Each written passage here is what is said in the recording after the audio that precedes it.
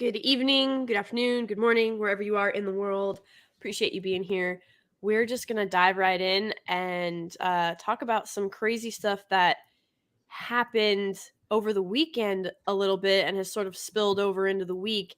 And, usually you can separate Twitter and real life because Twitter is obviously not real life, but sometimes it breaks that barrier because it does stuff. It like someone will say something or do something and it'll have real world consequences. So we're going to talk a little bit about that and just femininity and womanhood in general. And I, of course, am Lady Gravemaster. If you're here, you probably know that.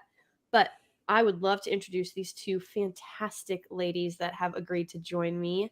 Hello, ladies. We'll start with you, Agent Bossy Boots. How you doing? I'm doing good. How are you? Oh, it is Wednesday and 2 more days.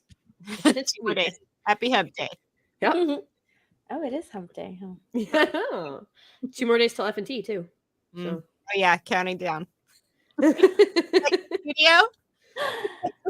I love your studio. It looks really familiar.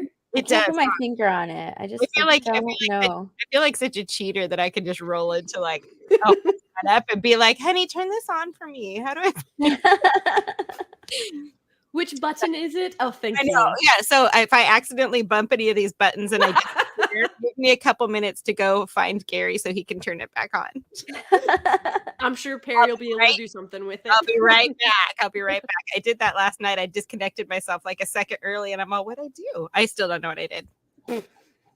Hey, you know what? It's fine. That's when you just pull Gary's line and you're like, yep, we've boomered it. It's fine.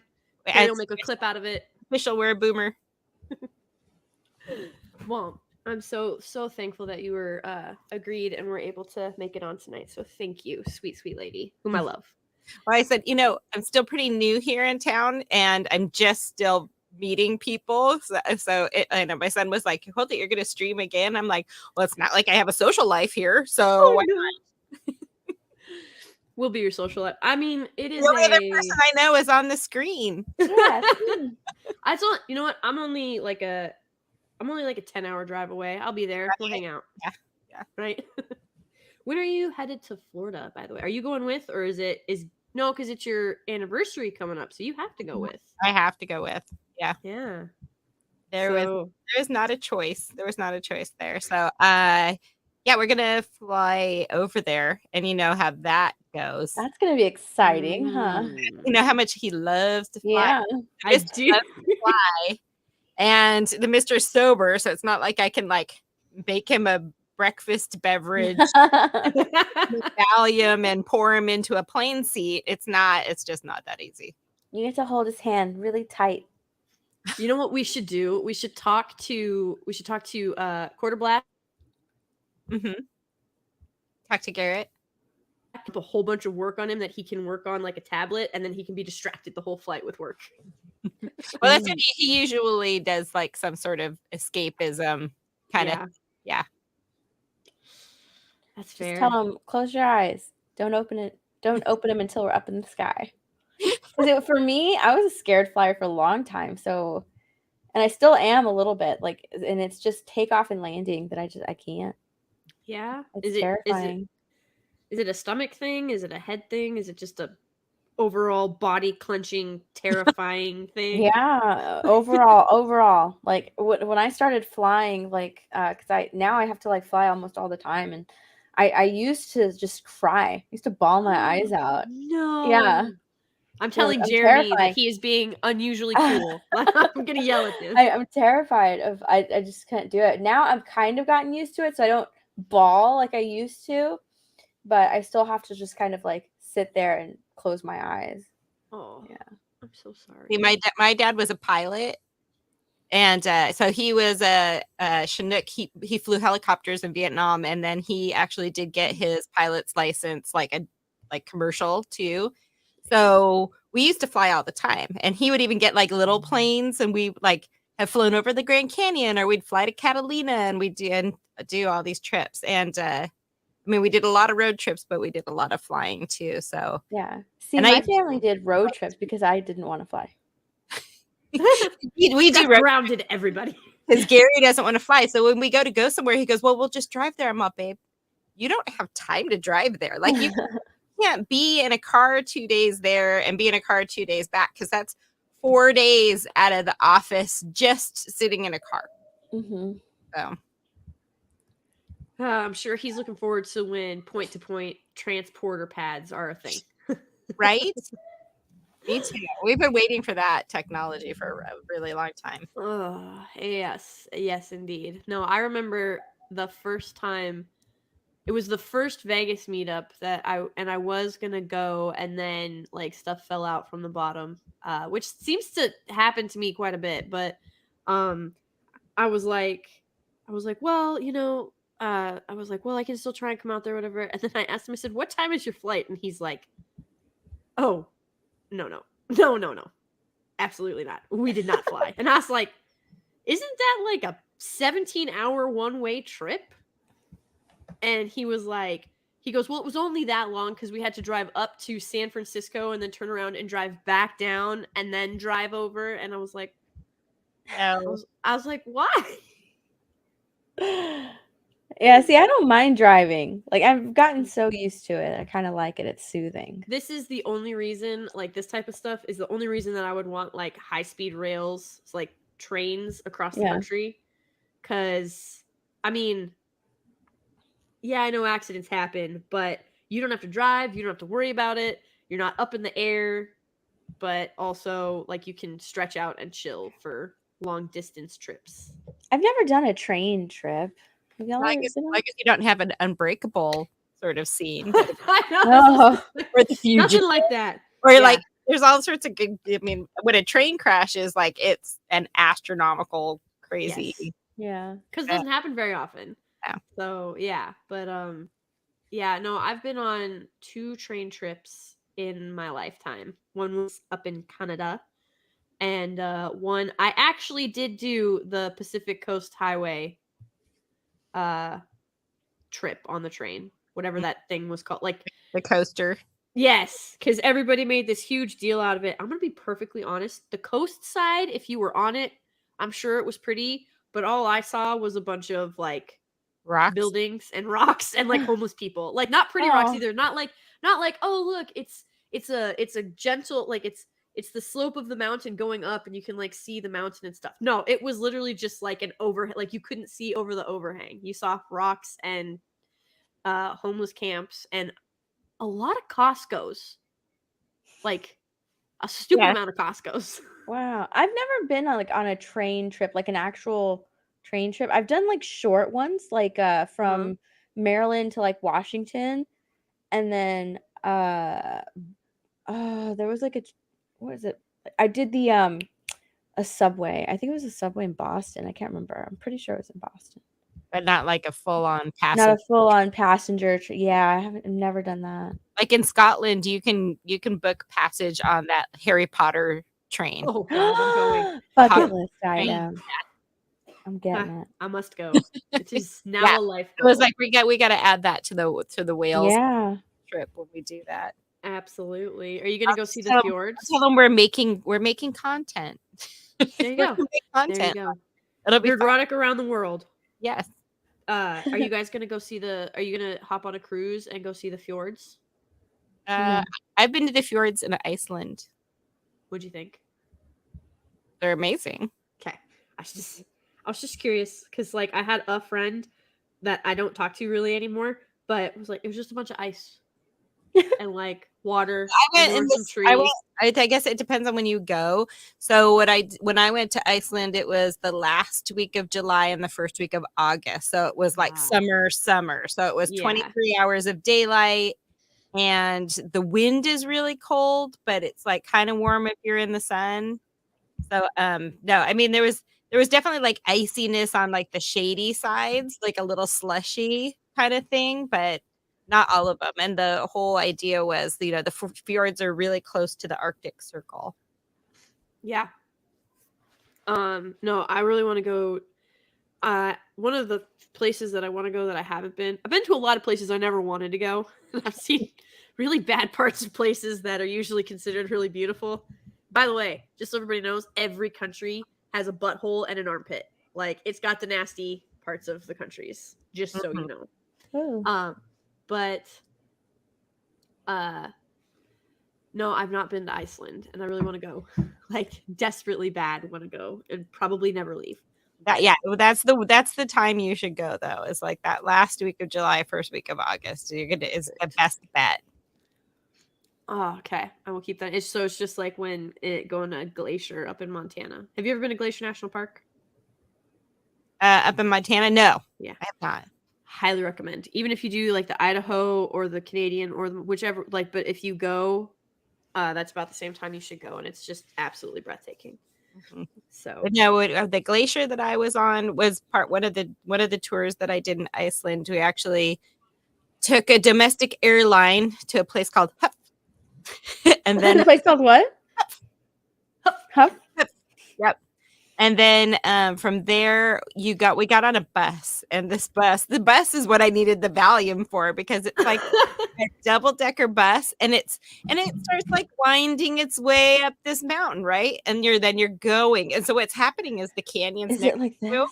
are getting deeper, and then the roads are getting more and more narrow. And then we passed the bulldozer that cleared the road for us that morning, so get up there. So basically, I went up there and I did the snowmobiling tour on Europe's largest glacier. Oh, you lucky! Oh my gosh! So that was part of my Iceland adventure that I went on that by myself. But when you travel by yourself, it's cool because you always run into people that kind of adopt you, and you end up doing stuff with on different things. So it was fun. Cool. Also, I don't think I have been this jealous in a very long time. So, gosh. But the best part about it was, so all the snowmobiles are lined up, and the guide comes out and he starts giving us this lecture on like, we're going to go here, we're going to go there, we're going to do this, we're going to go in a line. Do not venture from this line because you don't know where the trails are under the snow. So he was part of like, the rescue team that lived up there year round. And he goes, okay, so everybody go and hop on a snowmobile. And I like, I ran over and I hopped on this badass looking snowmobile. And he walks over and he goes, that one's mine. And I turn around and all the other snowmobiles are taken. And I basically had to ride with him on his snowmobile. It was. Oh, well, there you go. You're like, it was thrilling, exhilarating. I know how to pick them. Oh my gosh. You always have the absolute best advice and stories and everything. I love you. I'm so glad you could be here. Because I screw up a lot and it's funny. But then we all learn from it. We all learn. We all learned. Like if I picked the biggest, baddest snowmobile, like it didn't occur to me that might be his snowmobile. But I'm gonna go for the best looking, like the best looking one. Makes sense. I'd have done the same thing, quite frankly. I'd been like, I want that one. Oh, no, it's mine now. Yeah. That was, what was really fun about that trip was that was the first time that I had really encountered like very Japanese tourists. Oh. And so we stopped at this one like lookout point to do like, so people could do pictures and stuff. And the Japanese tourists are going, and pretending to fall and like take pictures of each other, and they're hilarious. I was like, oh my God, that looks like so much fun. They were just a really, really fun group just to even observe. None of them really spoke any English. They were just oh. But yeah, they were a trip. That's awesome. And that was I think that was even before we all had, camera phones. So they were just with the regular cameras. Yep. You just had to pray. Regular cameras. Yeah, because that was probably 23 years ago I went on that trip. Wow. Well, you don't look a day over 24. Well, thank you. Of course. Ah, yes. That was so good. I'm so jealous. And of course we have the radiant, the lovely, the fantastic, my nerdy home, Steph. Hello, beautiful. How are you? Hi, I'm doing good. Thank you. I don't have like anything to say. I love listening. There's no lurking. There's no lurking silently. Oh, I know. It doesn't age in Bossy Boots just like she just strikes you speechless, doesn't she? Yeah, I love listening to her stories. She's so awesome. I do have know, one thing to right? say. Chat, if you have not checked out the Nerdrotic coffee, Yes. be sure to check it Yes. out. It's good, right? It is. Yeah, I love Hubby it. is a big fan, and hubby. Okay, I will say this: hubby isn't picky about his coffee unless he's expecting good coffee. Like he will drink sludge out of a very old, like not good coffee machine if that's all there is available, and he's expecting sludge. He'll take the sludge, right? But But yeah, if like, he, like hospital coffee or like yes, AM PM market coffee when you're desperate for caffeine. yep, exactly. But if he's expecting good coffee, he's very picky. He's like, no, I paid such and such amount, or I was expecting such and such this. He's like, and I want what I paid for, or I want what I expected. So there's been a couple coffee brands we've tried. I won't mention any names here because I don't want to like show favoritism or whatever, but You're allowed to show favoritism, isn't that the point? I suppose it is. Yes, he is a great big huge fan of the Geek Grind coffee blend Mm-hmm. for Nerdrotics and we've tried the Fellowship blend and see, now I'm gonna lose it. Hang on, you know what? There's an easier way to do this. I'll just do it like this, da da da da, because I'm a genius. Ta-da! There it is. Nerdrotic coffee. There's so much. But the heritage, that's what it was, the heritage roast. The So, heritage roast. I think yeah. Ooh, I want to try the heritage roast. I like the well, when you come over, I have some K cups. I can make you a cup of that. Okay. I actually really like the Feathers of Liberty, the one that's kind of vanilla with the little coconutiness. That one's my personal favorite. But I'll let you guys in on a secret. I'm gonna have one too. Are you really? Mm-hmm. They can't. They're gonna make a fun flavored one for me. Yay! Oh my gosh. god. We need to shout that from the rooftops. Yes. Okay. Yes, it's How gonna exciting. be a Mrs. Nerdrotic little coffee shop thing. I know it's gonna be pretty cute. And it was That funny, is they're so like, sad. they were like, we're thinking about maybe we should put you on one. And I was like, hold on. I have my artwork right here ready to go. Nice. Yes. So That's what I'm talking is it about. the artwork that you showed me? and so that bio that's on the back of the bag, I'm working on that right now. I did a couple of rough drafts and I hate it. And I'm trying to make my own kind of logo that's like his, but not like his. So Yeah. it'd be like you pulling his glasses down or something on your nose, like you're Well, wearing his it's glasses. supposed to be bossy, so I'm like, I really wish like we could be like, you know, that kind of I thing, love it. like looking over my glasses at it. So maybe that's what we'll do. I love it. Oh my gosh. I I'm will- so excited. I haven't really picked the style. I will purchase that. But yeah, so Yes. we've got private blend and in K cups as well as bean or ground, and then you get the crate where you get the mug and you get the 2 bags. Mm-hmm.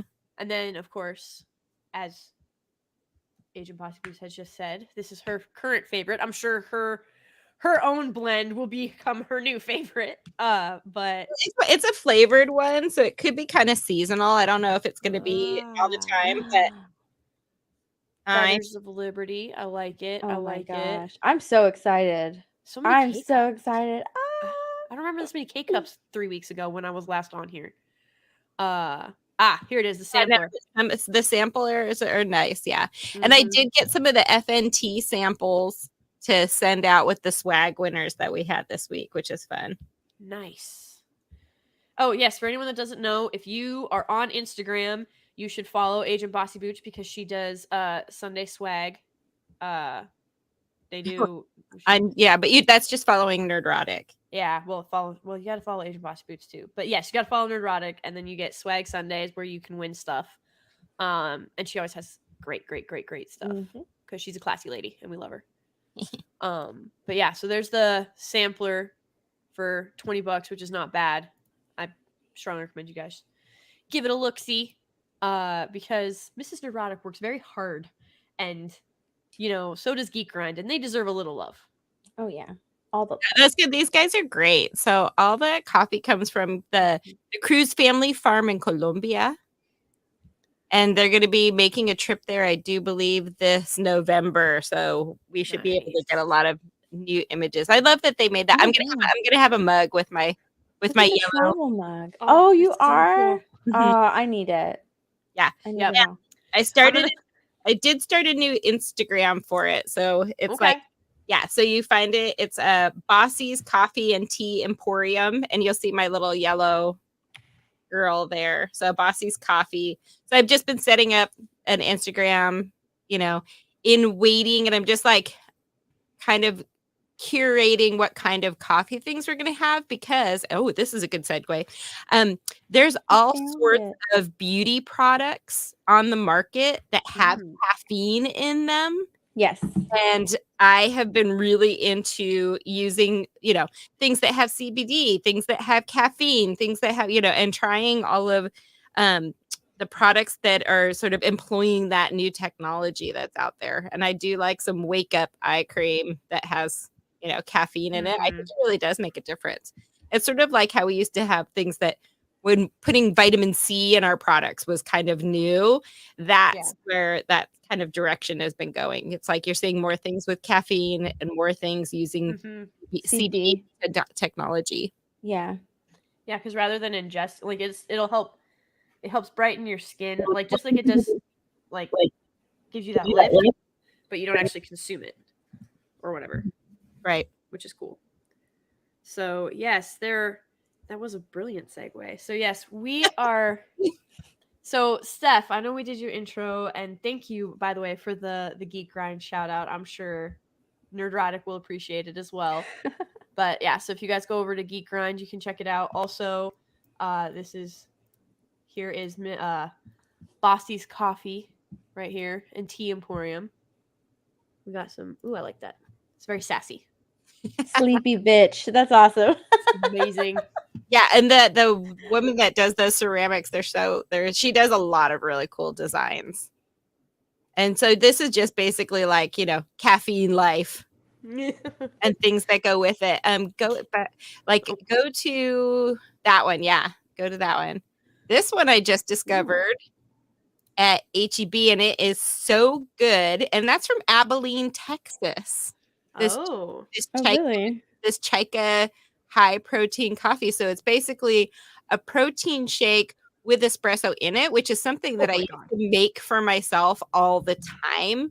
Back when I had, the salon life, because I was like, I need a protein shake, but I also really need my coffee. And I just put them together and be like, fuck it, it's all going in this, and I can drink it on my 40-minute commute 7 miles across the city, right? So, and I tried this, and it's actually so delicious that the next week when I went back to the store, I stocked up on it because all those pumpkin flavors. I know I'm such a basic bitch when it comes to that, but it's like all those pumpkin flavored things, they go away, and I was like, I want to make sure that I don't run out of this anytime soon, so I stocked up on it. I'm not a fan of the pumpkin stuff. Yeah, pumpkin season. I'm not a fan of it. Not at all. I feel like it's overrated. I love pumpkin flavored things. It's just funny because I really don't like pumpkin pie that much, but I love like a pumpkin spice latte. I love like pumpkin, cream cheese muffins. I love that thing. See, I tried this pumpkin spice latte. I tried all the pumpkin stuff from like Starbucks, and I don't like it. What do you like? Not my cup of tea. What's your favorite? Do you like a mocha? Do you like I like hazelnut. I love hazelnut's a good one. Yeah. I love things nutty. I don't really like coffee. I don't like coffee. I don't drink it. I don't consume it. But I love the smell. That's why my husband and I, it's a perfect marriage because he drinks it and I get to smell it. But if you put apple cinnamon or apple cider into something, that's my fall flavor is apple. Yeah, apple cider is delicious. Yes. Mm-hmm. Nope. That's what I don't like that. That's okay. We'll be the interior yang things. Yeah, I like a tart apple with like peanut butter, like mixed together. That one I do like. But this is why the Bossy's Coffee and Tea Emporium is going to be really good because Gary doesn't drink tea. right? He doesn't drink tea at all. He won't drink a green tea, a black tea, an herbal tea, not even if he's sick, like a throat coat. Like he just absolutely hates it. Like I have to force him to have any. And it's like, I do like some tea now and then. And this is a sort of way to incorporate, the geek grind teas and things that they have. I wanted them to be able to have an avenue. But they did come there like, so we have this decaf. And I was like, nope. No decaf. No. And they're all, okay, no decaf. I'm all, hell no. Decaf is so pointless. The only time I ever had decaf is when I was pregnant, maybe. See, that's decaf coffee to me makes as much sense as sugar-free ice cream. I'm like, why? Just, you're eating the ice cream. Just enjoy the best part of the ice cream, which is the sugar. Just go for it. And and they're like, well, people have diabetes or stuff like that. I'm like, look, I get it. I feel for them. I do. It just doesn't make any sense to me if you don't have diabetes to eat the sugar-free ice cream. Well, there's some people that are so sensitive that decaf coffee, that little tiny bit of caffeine that it has, makes them jittery. Like that's a lot of caffeine for them. I'm like, okay, that's crazy. I've gotten to my coffee. I've gotten to my coffee point where I have to take a month off of coffee because I go get the effects of it. Like I'll drink it and I'll be even more tired and want a nap. Don't you have a splitting headache when you're doing your cleanse of caffeine? And my head kills me. No. It kills She's me. Like, no. Nah. Because I have maybe 1 or 2 cups of coffee. Most of the time it's just 1. And then I don't drink a lot of soda. So if I drink a soda, it's I'll get a bottle of soda and then I'll drink a little bit of it and put it in the fridge. A bottle will last me 3 days. Oh. Yeah. So I don't. Yeah. I just don't keep it in the house. That's my strategy. I just don't keep it. Because if I do, then I have a problem. No, I like an iced tea. I like a sweet tea. Ooh, sweet tea. Yeah. Yeah, you're in a good place. Texas loves its sweet tea. Loves its sweet tea. When I first moved out, because up where I'm in the Dakotas, everything is iced tea. It's like, yeah, I'll have an iced tea. And then they'll be like sweet or unsweet, and you'll be like sweet. It's not it's a religion down here. What do you mean you don't like sweet tea? I'm like, I'm sorry. I'm gonna go over there before you murder me with that ice cube because it looks like what's about to happen. But yes, this is. I'm looking forward to this. Very cool. Very So that's very Halloweeny. The bare bones. It's so festive. Well, there you go. A little on the ground floor. Yeah, so the idea is I'm going to put things on here that aren't edible. I'm going to find some other sort of, caffeinated curiosities to put on there, like eye cream, lotions, anything. Gotcha. Okay. Things that are scented that way, like a hazelnut cappuccino kind of thing. Very cool. I'm going to make some fun stuff for this. I'm looking forward to it. It'll be fun. So I followed you guys. Go check that out. I did drop it in the chat if you guys want to give that a look. And then, so yeah, lots of great stuff at Geek Grind. You guys can go check it out, and eventually you'll get Agent Bossy Boots. It's Agent Bossy Boots blend. I'm looking forward to that. I can speak English, I promise. And then really quick, we have D-Day Direwolf sent a $10. It was like the little fox giving a cheer. So thank you for that. And Gaming Your What sent a $5 super sticker. It was the yay. So thank you so much. And then Your Army is just sent $2 but didn't say anything. So thank you for that. And then on the donation side, it was from Bastard who says, Audrey, Sabrina is her best film in my opinion. Miss you, lady. Sorry I can't be there. So thank you for that, Bastard. And that was for $20. Thank you so much, sir. So knock those out of the way. Now, the big reason that we're here, and Steph, we're going to go right into what happened with you, because when this kicked off, I was like, oh, it'll die down. It'll be fine. They had a controversial guest on. It's their company. They can do what they want. That was sort of my mentality of it, right? And then I saw this and I was like, nope, Nope. Did you guys both get blocked? No. This is Steph's. That's just me. So this is Steph. I was literally I was like, okay, not a big deal. I'm gonna just do whatever. And then Steph is like, she's like, are you kidding me? I actually looked back to see if I was still blocked, because I think like a day later, and I don't know, because I am still blocked. I saw that like someone had said that they opened the comments back up. They did. Yeah. So I was like, oh, if they opened the comment back up, maybe they unblocked me. No, they didn't. Nope. Yeah. They Are Ulta went Amazon and doing the selective commentary. Well, they opened comments back up to reply to some people, and I think maybe they forgot to shut it back off. Possibly. Oh, okay. But I'm not sure. I can't confirm that. All I know is the comments are open. I don't know if they're trying to use damage control, because a lot of people were giving them grief over their shutting of the comments, because the comments were all negative. I mean, Ulta has been getting ratioed like you would not believe. Yeah. A lot of these companies have, like, I've seen Teen Vogue on Instagram getting ratioed. Like, I've seen, you've been seeing it from, these bigger companies that are coming out, and it's sort of like almost the Victoria's Secret thing all over again, where it's like, you're forgetting who your real audience is. Mm-hmm.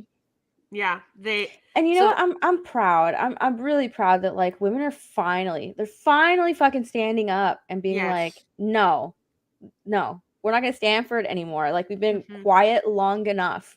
Yep. But then to sit there, and so here is the tweet heard around the world, possibly. I'm not sure.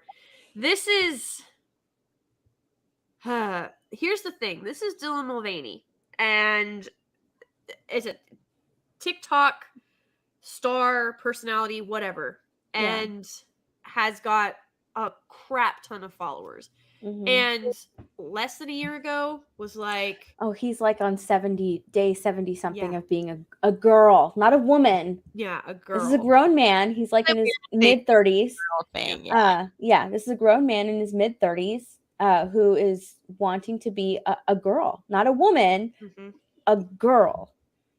And that's in and of itself a little bit upsetting. Yes. A little bit. Just a fish. And here it's the beauty of girlhood with Dylan Mulvaney. They could have gone so many ways with this. This is my issue with the body positivity movement, because what the body positivity movement started out as was people who were burn victims or amputees or had, surgical scars or something like that, where it was outside of their control. It could have been, maybe a birthmark or, a birth defect, something like that. And that's what the body positivity movement was supposed to be. Like, you can be beautiful no matter what. It's about what's inside. It got hijacked by fat activists and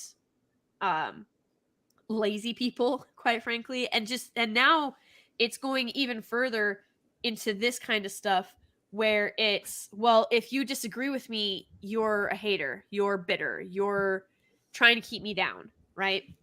There's so many ways they could have gone with this. If they wanted to talk about girlhood, why aren't they talking about, the 6-year-old little girl who is at St. Jude who's fighting for her life? Or why aren't they, talking to the little boy who is a paraplegic and wants to play football? I mean, no, that's not girlhood, but like, or maybe it's the little girl who does have an amputated leg and is in gymnastics, right? Or all of these other things that they could have done, all of these different approaches. And instead they got two grown men to make a mockery sort of out of girlhood. The reason that this clip, I mean, like, it didn't go very well. It's not going good. Hidden replies. I'm gonna put that on a shirt right there. Hidden replies. That'd be a great shirt right there. Look at that face that they got. Yes. No, yeah, and I think fabulous.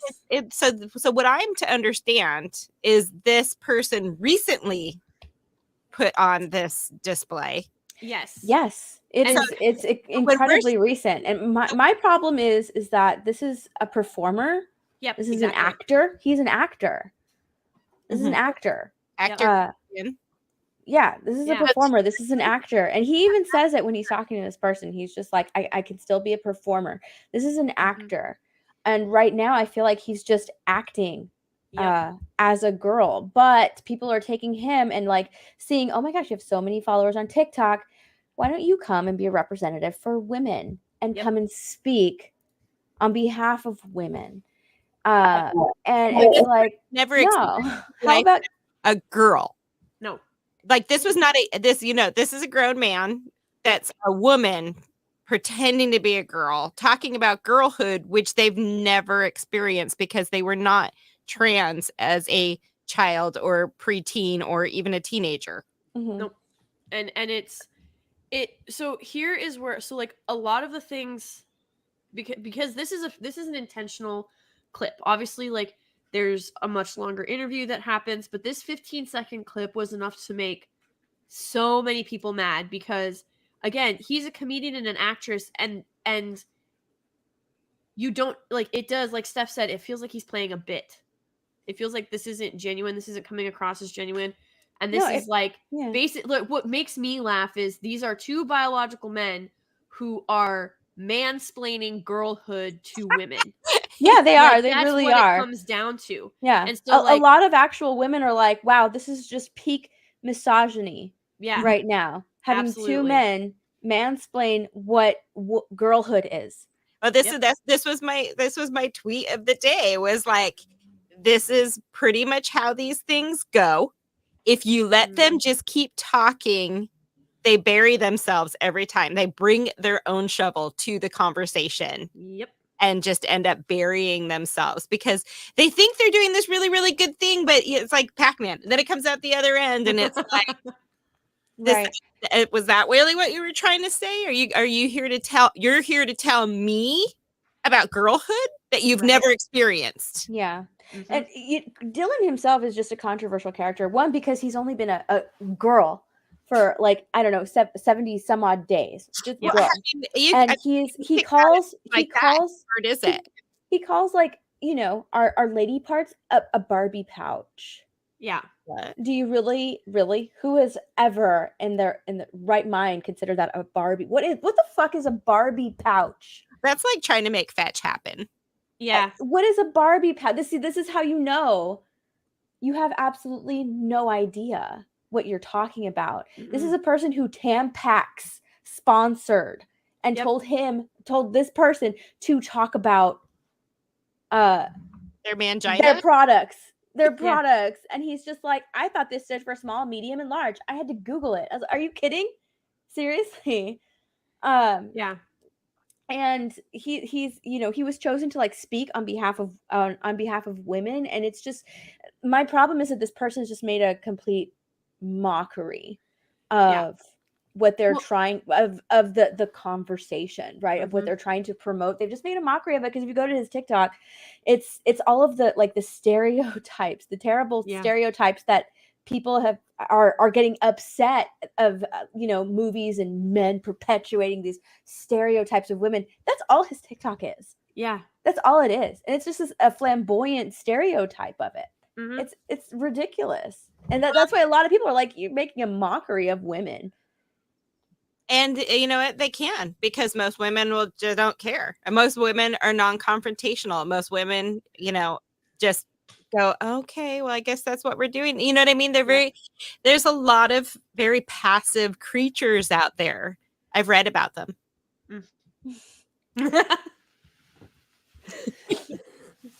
And they don't express their opinions freely. You know what I mean? It's like, I mean, well, at this point, like the cancel mob and SJW army have got anybody that has the slightest whiff of traditional values so scared to express their opinion because they're afraid like people are going to come after them. And I'm like, what people?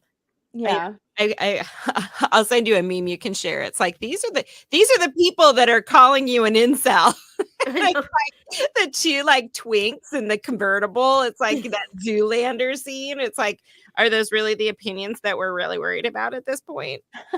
Well, and it seems like Ulta is like this is the thing is so this I'll play this 15-second clip really quick and I'll show you what we mean. So Now I know I can find love. I know I can still be a performer. I know that I can have a family. I want to be a mom one day. And I absolutely can. And that's why the narrative still has a long way to go, because when I was grieving Boy Dylan, I didn't know those things were even accessible to me. Now They're not accessible. they're not accessible. They're not accessible to you. I'm sorry. You can't. You can, maybe, I don't know, hire an actual woman with a So- working uterus Right. to provide you a child. Mm-hmm. Well, and like the But thing you- is, he said he's grieving Boy Dylan. He's not grieving man Dylan. Man Like, Dylan. so yeah. this individual has literally never grown up. No. And I've got no problem, Yeah, right there.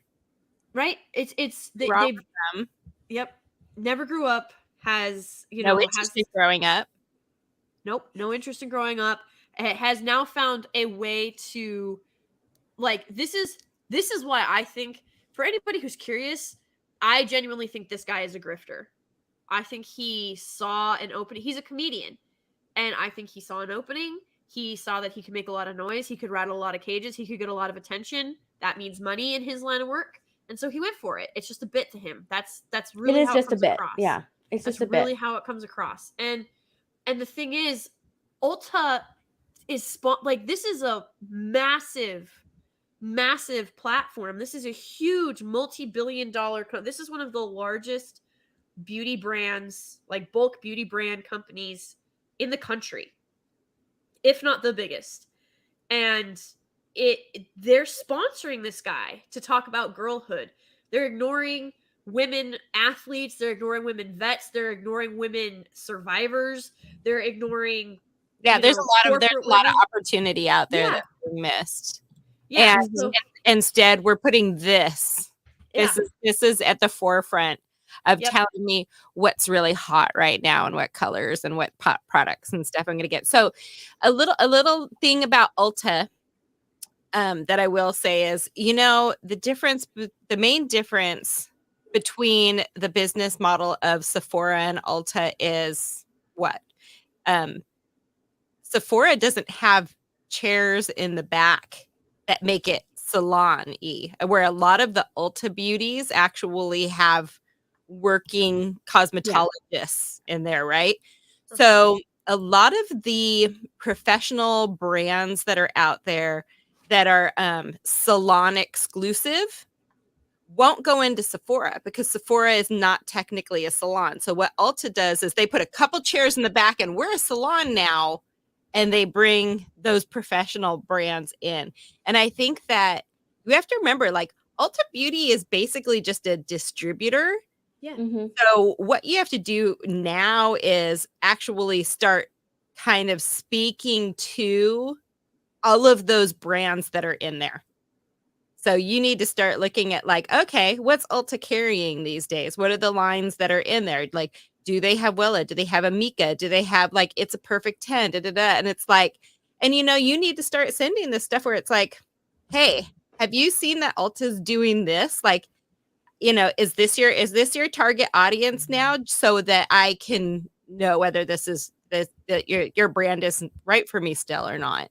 And it's like, just talk with the wallet, because I think that there's a lot of us out there that are like, it is a mockery. It is. This is not, and it's like, is it just a trend? Is it funny? Is it something? And it's like, no, because you know what? Talking about the girlhood makes it kind of that's to me the tipping point that makes it gross. Mm-hmm. So in that comments, when I was going through all the comments, it was like, oh my God, guys wear makeup, get over it. And it's like, dude, I know guys wear makeup. Yeah. I grew up watching men wear makeup. Like, have we seen David Bowie? Have you seen Yes. Have you seen like David Rhodes from Duran Duran? Like Boy George. Like, I grew up with men wearing makeup, but they weren't pretending to be me.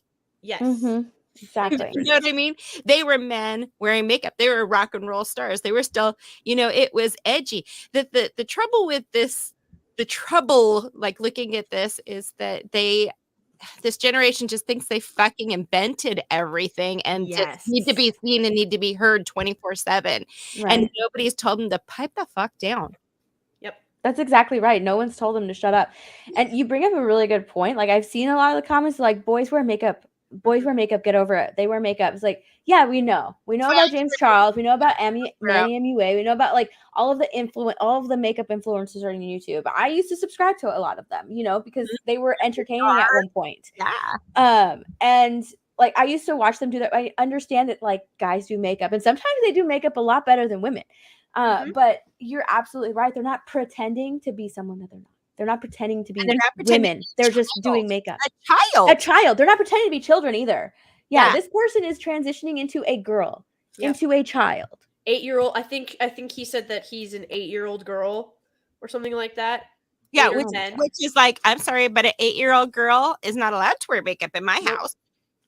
Because not mine either. And I don't think I would want an 8-year-old girl to speak on behalf of all women either. And the fact that they like brought her, I can't remember, they were like given some award or something. I don't remember. Of course they were. Who it was. Like it was like Vogue or something like that that brought them to like speak at some women's thing, and they won an award. Let me look it up. It's gonna bother me. Yeah, so CT-2005 said David Bowie was doing something called playing a part. Yeah, it was performance art. And that's the thing is like, guys can wear makeup. Like it's, the makeup is just creative expression, like in so many ways. Well, and in Hollywood, I mean, shoot, you can talk about some of the most. John Wayne is probably synonymous with like as masculine of, manliness. Yes. And he like, because he used it for its utilitarian purposes. Like he was like, okay, if I don't put on the makeup, then the lights from the cameras and everything like that, I get this really bad and unappealing like shine on my face. So he used the makeup to what would it be, more matte, I guess. Is that what it's called? Less shine? Matte? Yeah, I got it down. Yeah, I'm like trying to remember words. I'm like, I know these words. But yeah, so he would. I mean, John Wayne would wear makeup, so because and it was a function of his job. It was creative expression for his films because nobody wants a cowboy riding in and having a greasy halo on his forehead, looking. Any dude on camera, like in Hollywood or in the newsroom or and they're all wearing makeup. Yep. They're always wearing some makeup. And a lot of them color their hair. Oh my God. I just realized there were articles written about this, and I love it because they're labeling, because you like to label all the haters, all of the people all of the women. I'm not even gonna say haters. All of the women that got upset with this video and spoke out as women, because that's what we are. We're their target audience, right? We mainly go and shop there. Men go in there, if they're makeup artists, or if they do wear makeup, or if they're buying a gift for their wife, right? It's mainly women are your target audience. Now we are all TERFs. What's a TERF again? I keep forgetting. Trans exclusionary radical feminist. I'm a radical feminist now? Yeah, a radical feminist, apparently, because it says TERFs are boycotting Ulta Beauty. Last week, Ulta Beauty featured trans influencers Dylan Mulvaney on his podcast. He sat down with gender fluid hairstylist David Lopez to talk about her conservative upbringing, coming out as trans, and chronicling her journey on TikTok. Twitter users featuring a trans woman on a podcast about girlhood was apparently too much to bear for hordes of transphobic, of course, because we're now transphobic as well, Twitter users who are now calling for a boycott of Ulta Beauty. The hashtag boycott Ulta started trending over the weekend. Gee, I wonder why. Good. I wonder why it started trending. Maybe because we're tired. Because this is just promoting the erasure of women, right? They've gone into women's sports, and guess what? They're succeeding at women's sports because men can do it better, apparently. And it's just furthering the erasure of women. Like, I mean, come on. There's no ifs, ands, or buts about it. It says that the hashtag boycott Ulta started trending over the weekend thanks to a wave of turfy vitriol from Twitter users who are under the impression that Mulvaney's assertion that she can live a fulfilled life as a woman is misogynistic. Users accuse Mulvaney and Ulta of trolling women exercising male privilege, treating womanhood as a costume, and putting on a clown parade of misogyny and appropriation and mockery of women. Multiple posts have misgendered Mulvaney and cited woman face, likening Mulvaney's description of her trans journey to blackface and accusing her of enjoying the aesthetics of womanhood without experiencing misogyny. But it is like, It no, is. that doesn't. Here's the thing. That's called gas. I even think. Hold Yeah. on. Oh, now yeah. I It's 100%. Yeah. I think I don't remember exactly how I said it, but it was basically, I think it was so this happened, right? All this backlash happened. I mean, they got ratioed into the dirt with this thing. Boycott Ulta happened. And then their idea, rather than being like, okay, we're going to, like we were talking about earlier, Melissa, rather than taking a diplomatic approach or being professional about it, no, they doubled down. Premise of the beauty of is to feature conversations that widen the lens surrounding traditional beauty standards. We believe beauty is for everyone, and while we recognize That's like that's not, yeah, this isn't about widening the lens of traditional beauty. You're widening the lens of what a woman is. That's that's exactly what it is. See, and they're changing it because it's like we could care less if a man is wearing makeup. That's not what he's talking about. That's not what people are upset about.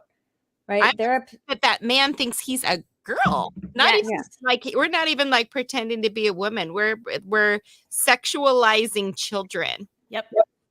Absolutely. And but we were told, like, people pointed that out as well, and then they got called like closet pedos. It's like, well, if you're the one that's actually sexualizing the child, if that's how you look at it. And it's like, no, that's what he is doing. A girl that's supposedly not even in the double digits is not wearing a short leather skirt and a full face of makeup and that little bralette that she's wearing. I know I can still be a performer. I know that. Shush. I don't want to listen to you talk. Hang on. I'm trying to. Oh, not you, agent boss. I'm talking to him. Yeah. But like, look at the shoes. Can you see those? What 8-year-old do you know walks around in 4-inch platform heels? Not mine. Maybe ones that are putting on their mom's shoes. Yeah, right? Unless they're tripping over themselves. Yeah. Well, the acceptance of this, I mean, not to totally get off the Ulta topic, but it's like, look at the big fetish titty teacher in Canada. That's disgusting. That to me is a humongous mockery. And look at that. The parents are being accused of being transphobic because they don't think that's okay. I'm like, okay, well then, you know what? We're in some good company then. That is a man parading around his fetish around children. Absolutely. That's what that is. That is, and you know what? And somebody said, well, I think that person is just trolling because they got in trouble last year. So this is their way of like just guaranteeing that nothing will happen to them as they're putting on this costume. And I'm like, well, if they're doing that at the expense of somebody's education, like that's not cool either. But that's absolutely a mockery of women. Like that 100%. Right there is crazy misogynistic. And the thing that's the worst about it is this is a union protected person that you cannot remove them and you can't say boo to them. So it's like when people come out, it's like, I remember Henry Rollins had this thing that he used to say. He's like, you're not homophobic, you're just an asshole. So it's like, I'm not transphobic. Do I think I'm an asshole because I don't like this? No, I think they're assholes. Exactly. Well, and like, look at this. So like, he's supposed to be like an 8-year-old girl. My 8-year-old would not leave the house in anything this short, whether they have tights on or not. And like, but it's very, not even the exact, it's like a doll. You know what I mean? Like he's gone very much like the doll stereotype with this. Mm-hmm. He's got not even the half, it's like just the top pulled back into this bow that matches the dress, But then, like, when you actually start paying attention, like I said, this leather, it's a red leather dress. You tell me what girl is walking around in a red leather dress. These like 4-inch pumps, platforms, and then you've got these really, really dark sheen tights or leggings or whatever. Not leggings. What are they called? No, those are opaque tights, and that's Yeah. probably hiding all of his leg hair because, like you Yep. said, this is just a part. This is just a bit. Yeah. So, I mean, this is what we're like. This is what women have been reduced down to. Two men who decided that clothes and makeup make you a girl, and they're sitting on a podcast telling women about girlhood and, you That know, they've never experienced. yeah, and Neither. how excited one of them is to become a mom, which will never happen. Like, this person will never carry a child inside of them. Like, Well, it's like they're never going to be a biological yeah, mother, they'll and never be. yeah, and it's like, are you going to be a mom? Like, I guess they could adopt something, but that's there's one of the things too with.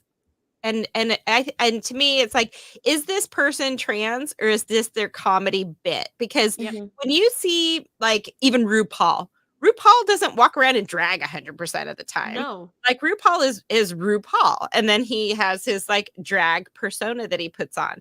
But you know, he lives his life, you know, normally as a man, right? And his performance is that. So this person, it's like, is this, you know, a person that's actually trans? Are they actually transitioning, or is this just a bit? Mm-hmm. And honestly, the way that they talk and the way that they've approached this, like, it feels like a bit. It's like, oh, I'm gonna put on. It's a trend. I'm gonna put on this outfit, and then once I can't get anything else out of it, I'm gonna take it off.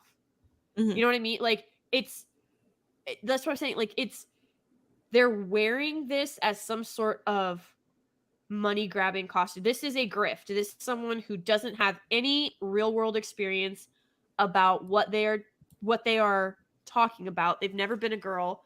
They've never gone through that. Everything that Dylan says when it comes to girlhood and being a girl, it's all Hollywood stereotypes. It's all stereotypical stuff. Because it's comedy. It's just comedy. It's just a shtick. Not, this isn't a person. So when he goes, oh, I'm going to be a mom someday, that's not really that person saying that. That's the character saying exactly that. It's the character saying that. And so, because we're calling out the fact that Ulta is platforming these two and are saying that this is what girlhood looks like, the thing that's really insane to me is we've already talked about, like, the missed opportunities and the actual girls and the actual women that they could have approached and talked to about. What Ulta is ultimately doing here is reinforcing stereotypes by saying that that if you wear makeup and if you wear, so it went from boys can wear dresses too to now if a boy puts on a dress, he's a girl. All that is doing is reinforcing gender stereotypes. You can't have it both ways. If a boy puts on a dress and that makes him a girl, then that means you believe in traditional stereotypes and gendered stereotypes. That's what that means. So all this is doing is reinforcing those traditional stereotypes in a extremely toxic manner by saying, oh, well, if you wear makeup, if you wear a dress, if you put a bow in your hair, that's what makes you a girl. Right. And that's not it. That's not even close to it. I don't know if you guys are familiar with eGuard watches at all. I hope I didn't say that wrong. But real quick, I wanted to share something. Okay, it's kind of I want you to hear like what this person actually sounds like. okay. Now chat's gonna be like, oh my god, get it off the screen. And I will only share it for a little while, okay? Just so you can kind of hear what they sound like. I promise I won't share it for a long time because the person's in their underwear, so I'm not I won't share it for a long time. Oh my god. Wait, you know what? Hold on. I don't think I shared audio. Sorry, I'm gonna have to share it one more time. She boomered it. I don't think I shared audio. No, I didn't have to share audio. It used to automatically like check Yeah. it. Now I have to fill it in again. It's an update. Yeah. Mhm. Did it share? Are you sharing it? There it is. Okay.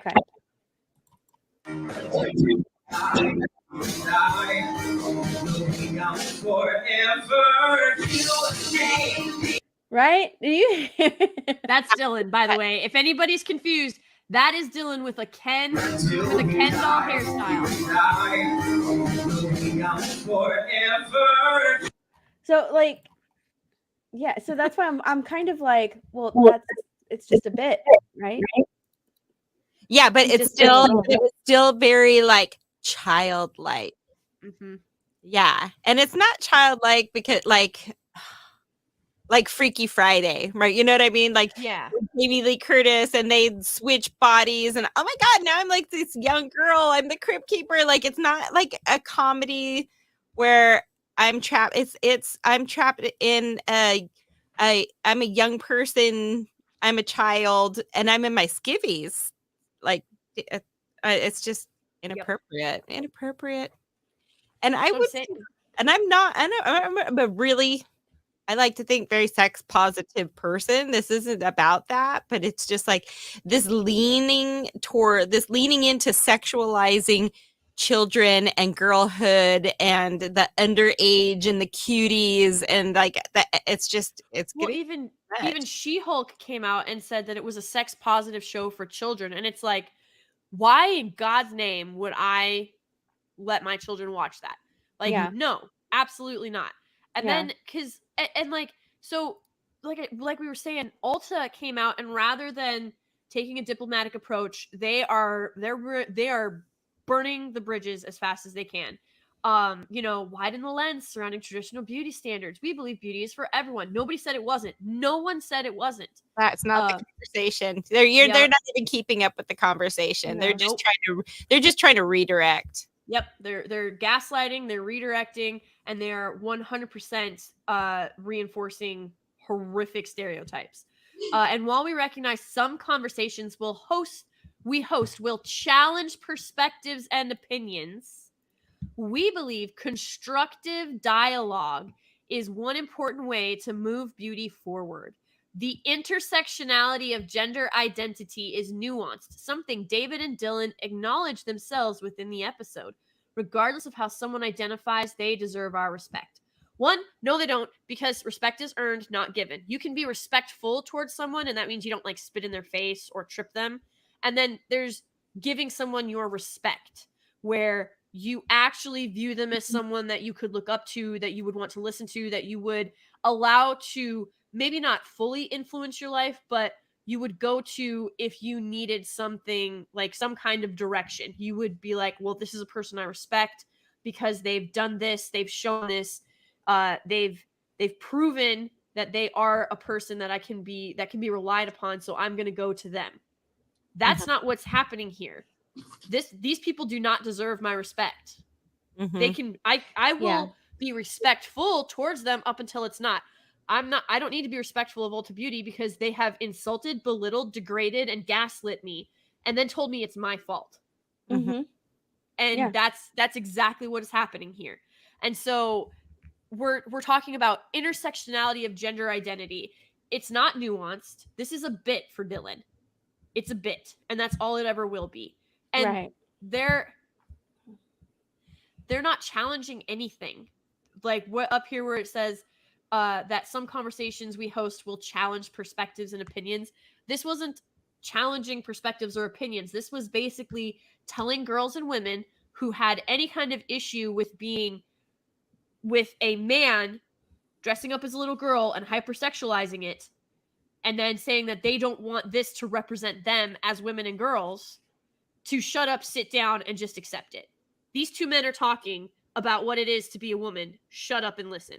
That's what happened. Here's the thing. When they talk about believing in constructive, conversation and dialogue, they're telling us you need to relearn everything that you've learned. Everything that you're thinking right now is wrong, and we need to teach you the new way of thinking. That's their dialogue. Because if they really cared about, having a dialogue, they wouldn't block their customers on Twitter because we disagree with them.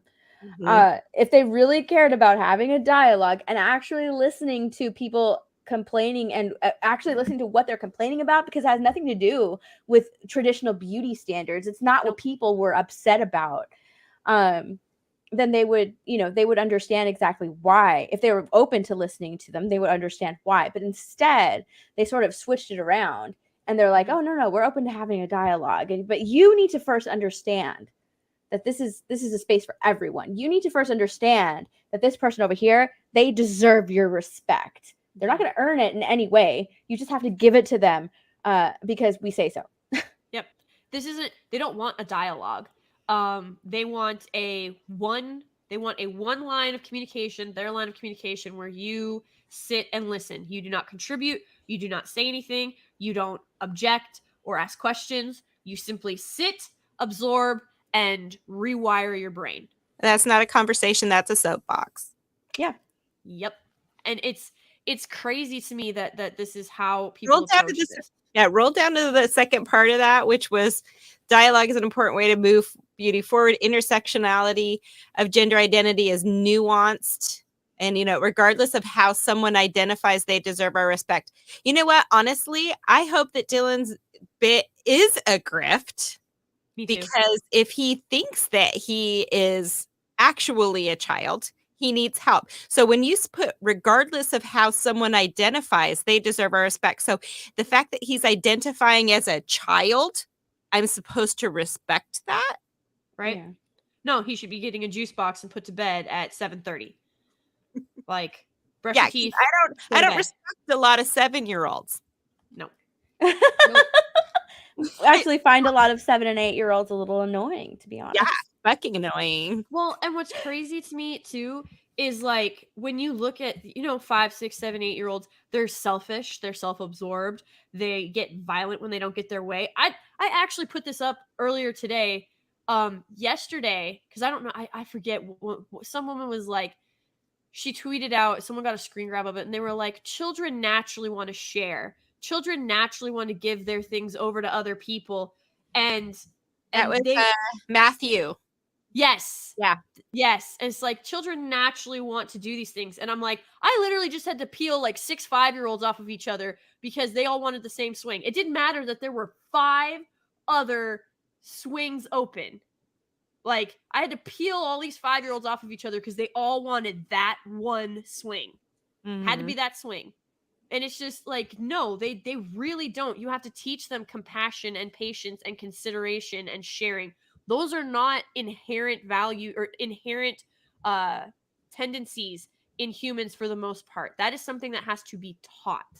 Yeah, I put obviously this person has never read Lord of the Flies. Because that whole story is about children let loose on an island become like feral and savage. And I put no, the will that the survival instincts kick in. Yep. And that's what's there naturally. All that warm and fuzzy stuff is what we teach them. So it's nature versus nurture. And I put to the little grader to the nature. That's what's there. And, and all the things that we teach them, all the warm, fuzzy stuff, manners, sharing, not biting people that don't want to be bitten. Like, that's all the stuff that we have to teach them from the very beginning. And it takes years of consistent training to churn out a human that is actually like worth knowing.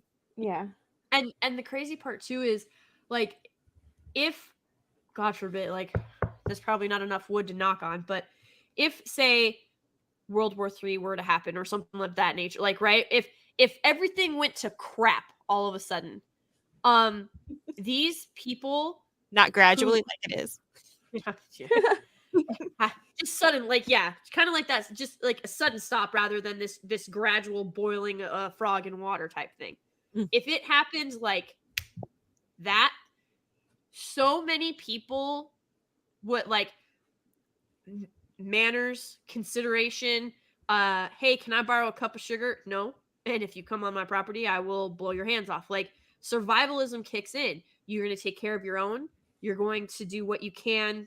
Like, if you have the ability to help someone, you know, like, okay, I'll step in and not let them outright murder you, but I'm also not going to be the one that is caring for you. If you don't pull your weight, you're gone.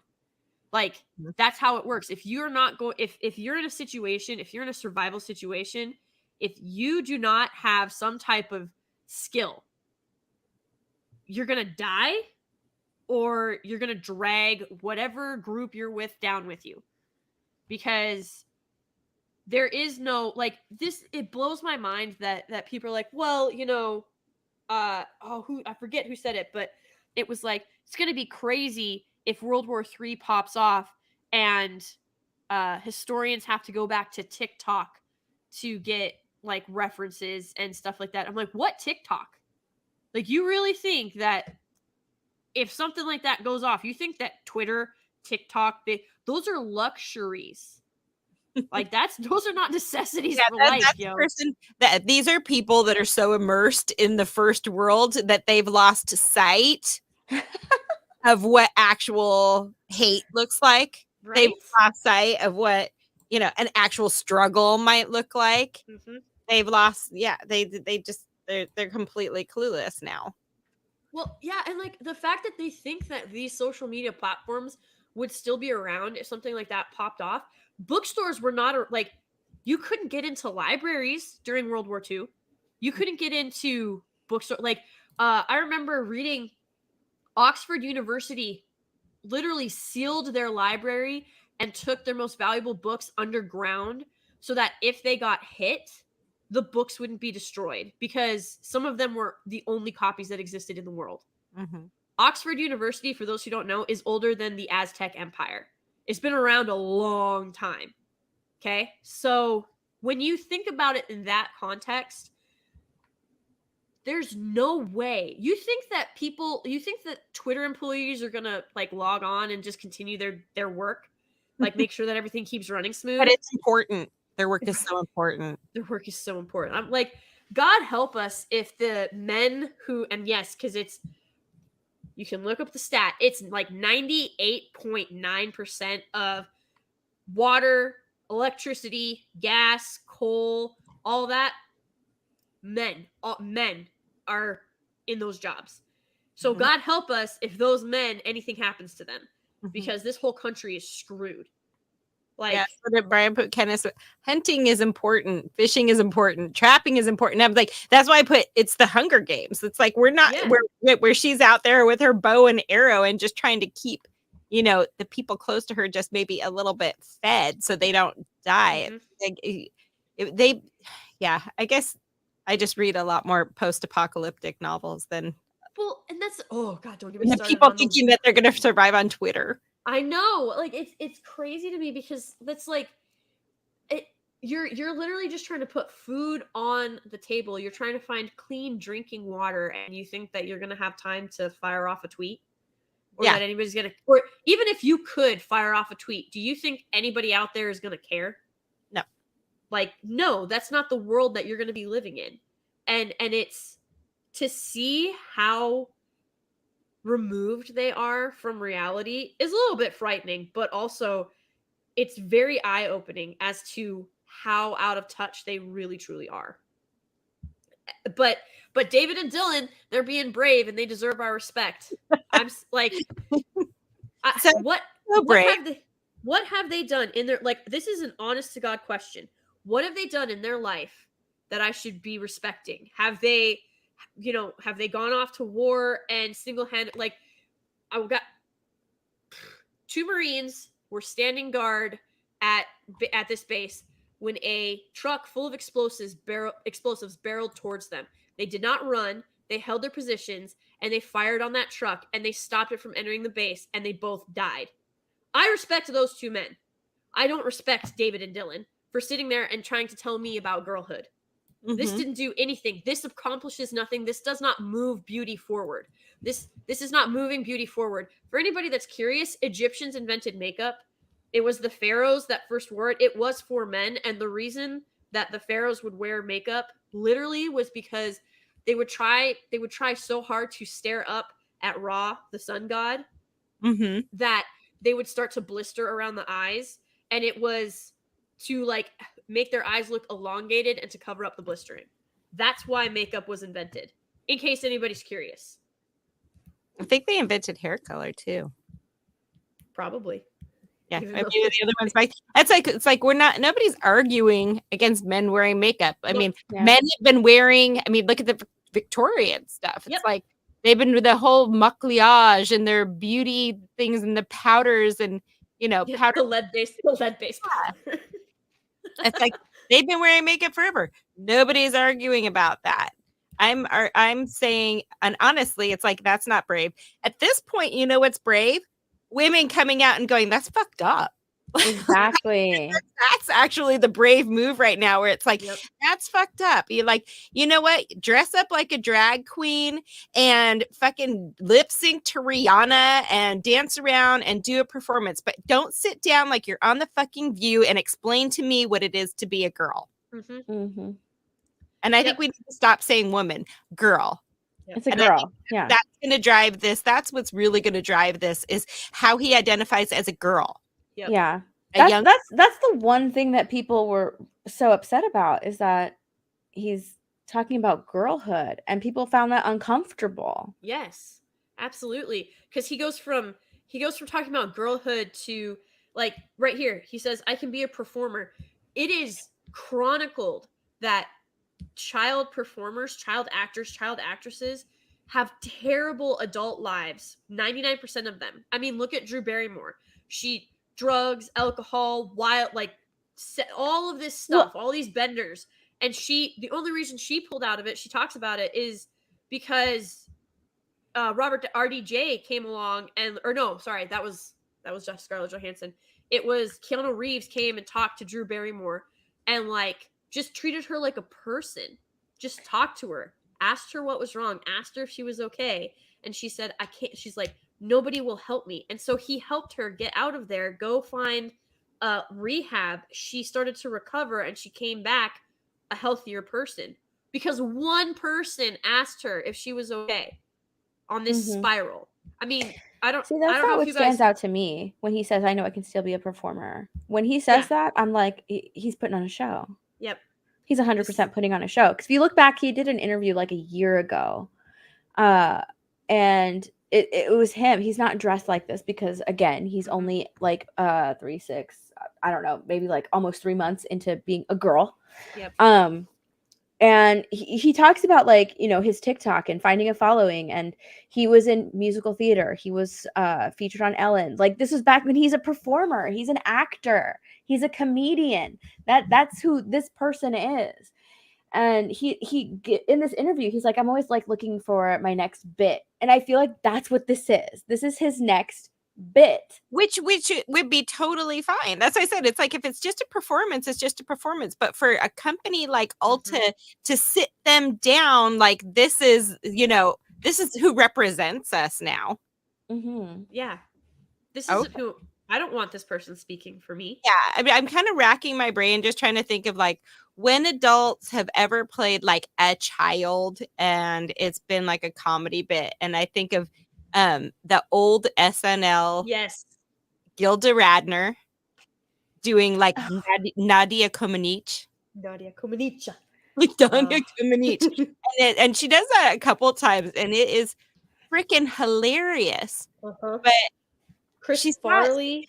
She's not sitting down at the table of having a conversation about being a woman and not a woman. Yep. So it just strikes me as really hollow. That's why I said I hope it's a grift, because if it's not a grift, it's fucking perverted. Yep. It is perverted. And the problem is like we've allowed people's like that person in Canada with the big tits, the big fake prosthetic boobs. We've allowed people to just showcase their perversion, because if you didn't, then you got labeled something. And, people were just like, they literally will bully you into silence.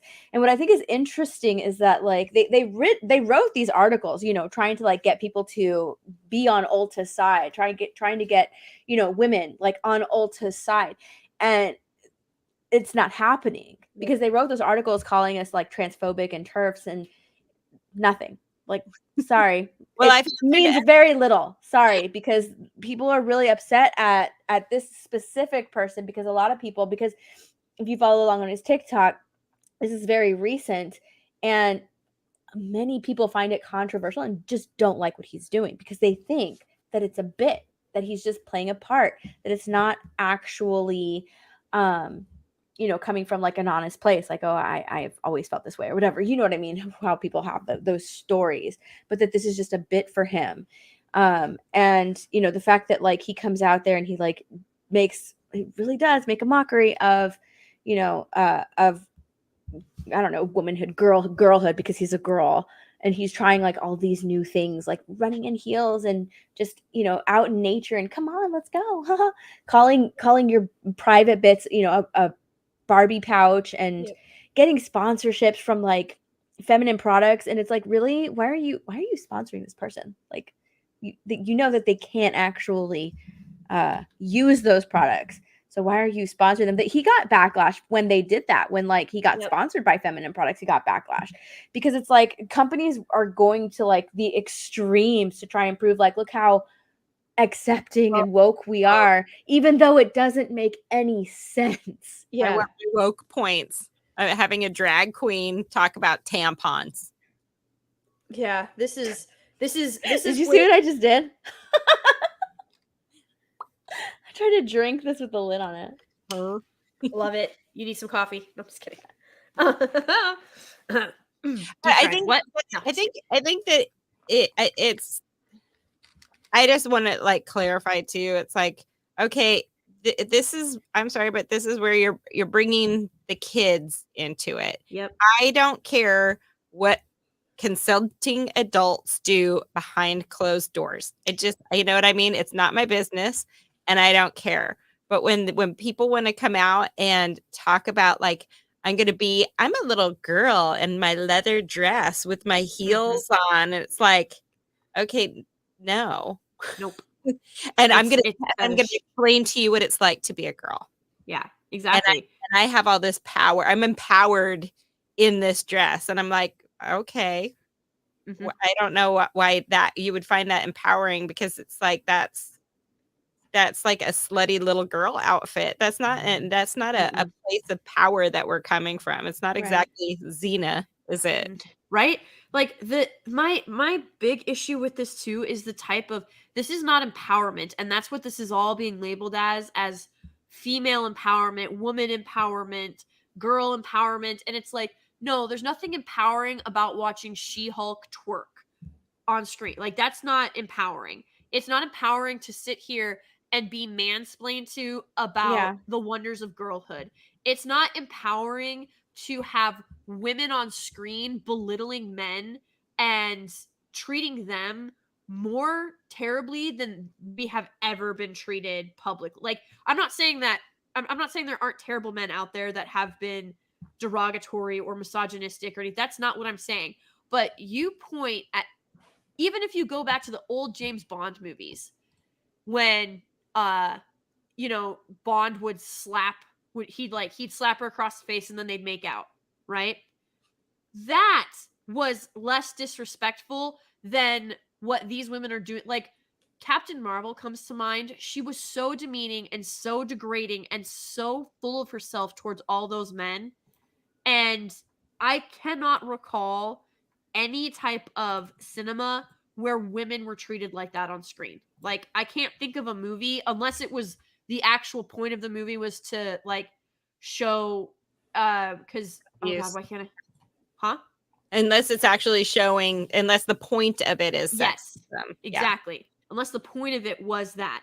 But now we have women out there who are telling men that we can do it better, that it's our time, you need to shut up and sit down. And I'm sitting there and I'm watching this and I'm like, none of these women I would much rather my girls and my boys like watch watch Hercules from the 90s, Hercules from the 90s, Red Sonja from the 80s. Like You know there what's is funny? not You know what's funny? You're saying that we can do it, telling men that we can do it better, right? While inviting men into our space to take it over. right? And tell us that they're doing it better. Like it's just this hamster wheel of insanity, and I hate it. And I do not want my girls or my boys or any girl or boy in my like. If I could, I would just I would put She-Hulk in the Disney vault and burn the vault down. Like that's kind of where I'm at with She-Hulk. But She-Hulk honestly, is I terrible. can't think of. I don't want my girls looking up to She-Hulk. I don't want my girls looking up to Captain Marvel. I don't want them like Wasp, maybe, but Yeah. even then, not so much. The message Like- behind She-Hulk is like, oh, I can have it all, right? I can do it all. But she's incredibly unhappy. Yeah. She's basically looking the message behind She-Hulk is like, oh, okay, you know, I have this career. I'm a powerful woman. I mean, she's got like books on femininity and all that stuff, but she's also incredibly unhappy, literally Yep. saying like, I'm sad and lonely. Yeah. Or whatever. I'm lonely and sad. She's got enough. And so she spends like the rest of the time trying to find a man. After talking about how much she doesn't like them. Yeah, after talking about how much she doesn't like them, she realizes I'm actually just sad and lonely. So let me just go out there and sleep with like the first guy who shows interest in me because I'm so incredibly narcissistic. And you know, just sleep with this one guy, sleep with another guy, sleep with another guy. Within the span of like 5 episodes, I've already slept with 3 people. That's One insane.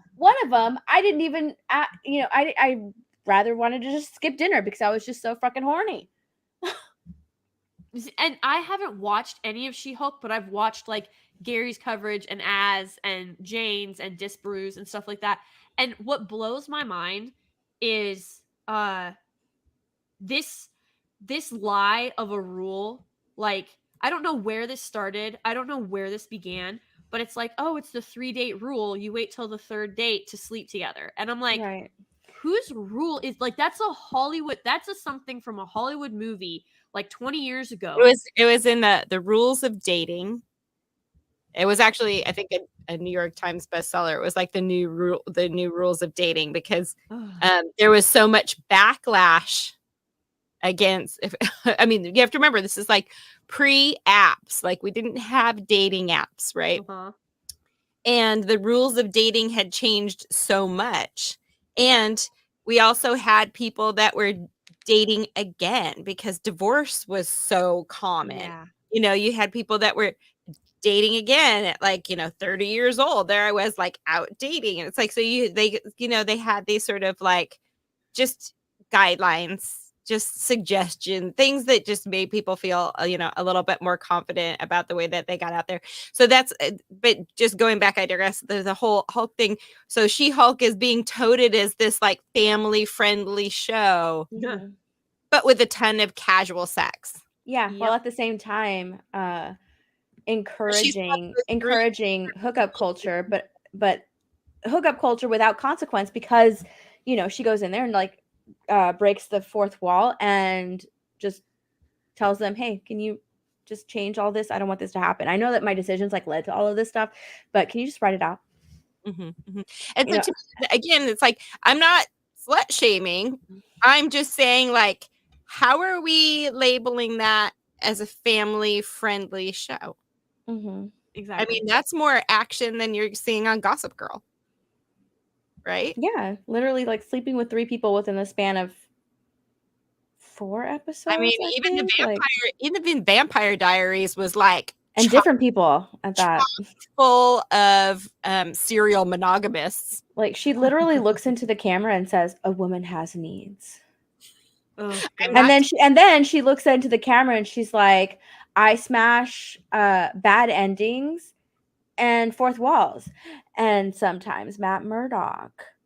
Ew. Like, Can we yeah, get that hashtag sounds Matt so deserves better? incredibly family friendly. Talking about her smashes and conquests. But meanwhile, like did you guys see like Hook, you know, that the with Robin Williams, Yeah. right? That used to be G-rated and now it's like PG-13. Why? Because it was I think there's like one swear word, and it's, oh gosh, it came with I need to do a video on it, but there was literally, it had a trigger warning, and it said it was something to the effect of um like overly hostile male takes position of father to the extreme to take children away from happiness or some crap like that. I was like, that's the worst explanation I've ever heard for a father who's trying to protect his children. But whatever, I digress. It was They were labeling Peter Pan, Robin Williams' character, that way? Yeah. They said Robin Williams' character was like overly aggressive or like overly like trying to, oh, what is that called? Why can't I think of the word? It was there and I almost died. I almost peed myself laughing. Overcompensate. That's what it was. Like male attempts to overcompensate his father role by removing children from place of happiness or something like that. Wow. I was like, this is ridiculous. That's ridiculous. Yeah. But like I'm sorry, he's being a good dad and trying to save his children. Right? And I'm just sitting there, I'm like, at what point are we overcompensating for anything? And As also, parents, no, you can never over. I'm like, how is this PG-13 but She-Hulk is G?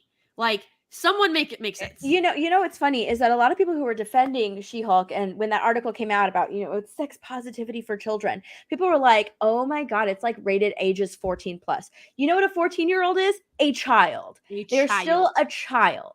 They're still considered a child, an influential child who can be easily influenced by a television show or whatever. They are still a child. The fact that you think you're coming out here and defending this show like, oh my God, it's rated like for 14-year-olds, it's totally fine. No, they are still children. They are still in school. They are still under the roof of their parents. They can't go out and get a job. They can't go out and vote. They can't drink. They can't buy cigarettes. They can barely make themselves a meal in the microwave.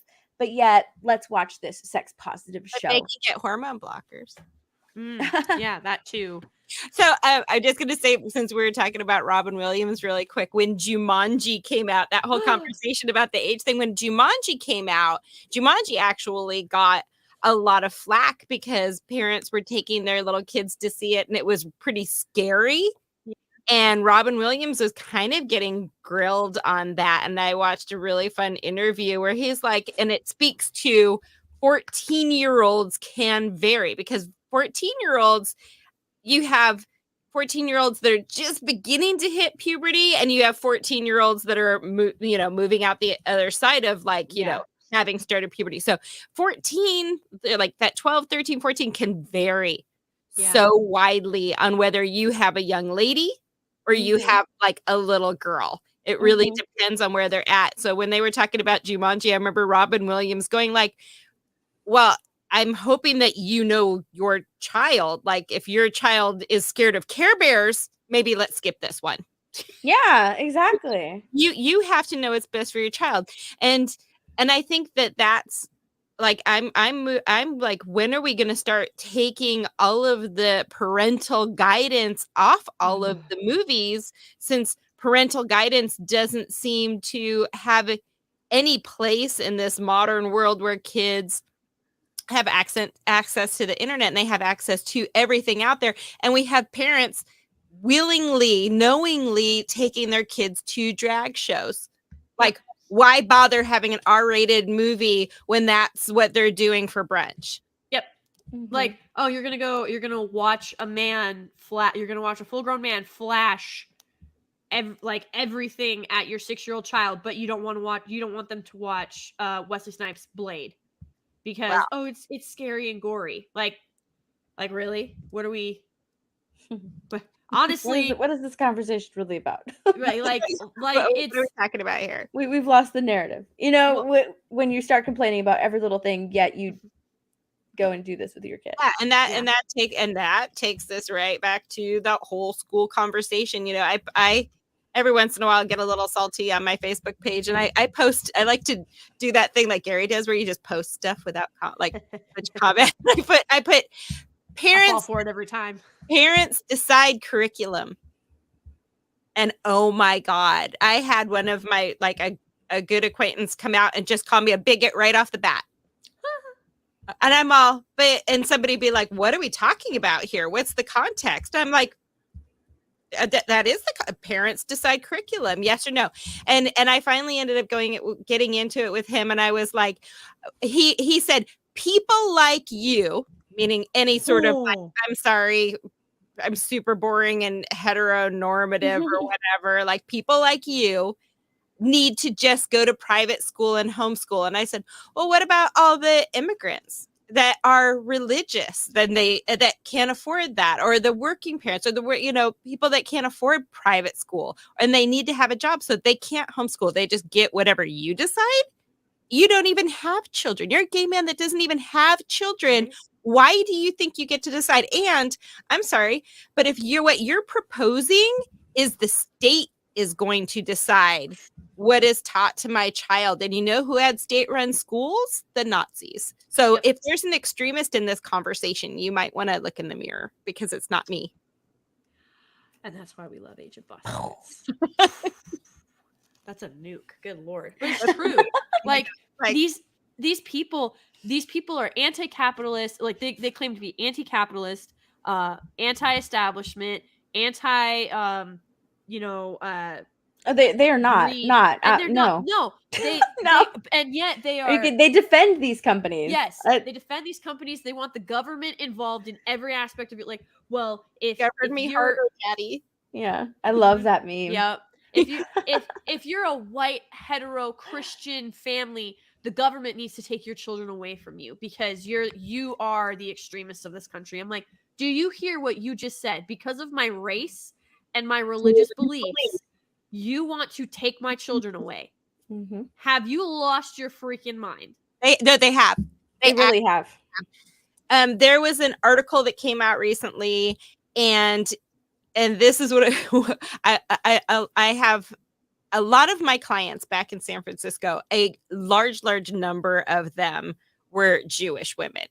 And I will say that they are the most generous, funny, smartest group of, if I had a morning where I was like the boom, boom, boom, like one after the other, like it's going to be a good morning.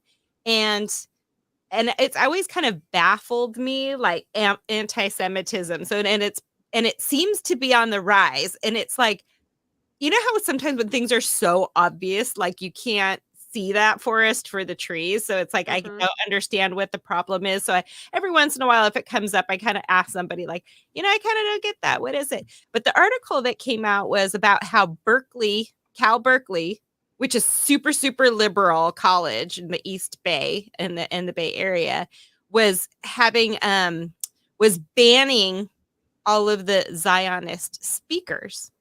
And one of my clients who I'd just been talking to about anti-Semitism, and how she was very, very convinced that anti-Semitism was all coming from the right. Mm-hmm. And I was like, so I sent her that article and she was like, wow, I'm really surprised to see that. And I was like, this is the under over. And again, it's that Pac-Man going out one end, coming in the other. It's like when they get to the point where they are so arrogant that they think that they need to police everything, and they're going to decide, they're like, you can be on campus and you can be Jewish, but we are not going to have any of your speakers come to this campus because we don't support their message. And they're like, oh wow. And I'm like, that's what happens when you support people who are against free speech and other ideas, who think that they know better than you. Yep. Well, and I can't, like, that's so crazy to me because I just saw it was the Hodge twins. Hang on, let me see if I can find it really quick. The Hodge twins. Love the Hodge twins. Yeah, me too. They just shared a clip. It was Ethan Klein, and he's like, if there ever is, here it is. Okay, hang on. And they're like, imagine if a conservative had said that, like, this would have been the only news story for weeks. Like, this thing would be everywhere. Oh yeah, everywhere for weeks on television. Yeah. So he is saying that the right is going to be the one rounding up. He's like, well, it's the rights who are the fascists and the Nazis. They're going to round everybody up. And then this is what he's, guys, this is him saying it. I'm just going to shut up and let the clip play. Yeah. Here you go. If this was I a was just going to say, if there's another Holocaust and people start rounding up the Jews, I just say, if they start rounding up the Jews again, I hope Ben gets gassed first. He's talking about Ben Shapiro. Ben Shapiro. Yeah, he's talking about Ben Shapiro. Like, if this was, like, imagine if the Hodge twins said this, or, you know, imagine if they had said that, it would be all over mainstream. Like, oh my God, look, see, we were right. We were right. The conservatives are like Nazis. We were right. See what they said? But no, it's this guy. Yep. He is, oh my gosh, this has to be one of the worst humans on the face of the earth. He's terrible. He's disgusting. And he's sitting there, and like basically what this is referencing is the context of the conversation, not that it helps at all, in fact it makes it worse. They're essentially saying that the right is going to come for anybody that disagrees with them. The right is going to lock up anybody. Oh my God, nobody talk about projection. Right. And then he's like, he says that. He's like, yeah, if they do start rounding up the Jews again, guys, I know this is going to blow a lot of your minds, but if you actually have ever studied even a lick of World War II history, Hitler was a leftist. Yeah, no, 100%. Yeah, have you ever seen that the speech by the older Jewish woman where she's like, you guys don't understand this, and you don't understand what you're giving into, and you don't understand, like, them taking over the schools was a big part of what the Nazis did, and they separated them from their parents. So when we start talking about don't say gay, and again, I get into it with people and I'm like, we can't even agree on what it actually says. Right. So I don't believe that you're in having this conversation in good faith at all. When we talk about, the Florida bill, again, people that are union protected, right? So, and to me, my philosophy is any adult of any sexual orientation in any position will not have a private conversation with my child about what's in their pants and how they might want to use it. Period. Right. Hard exactly. stop. No, the only time here and now that I've stepped into a teaching role, the only thing that I have ever had to do, there's pre-Kers, they're 4 or 5 years old. Little boy came running out of the bathroom with his pants down, and I was like, nope, we can't do that. Like, we have to keep our private parts private. That's all I said.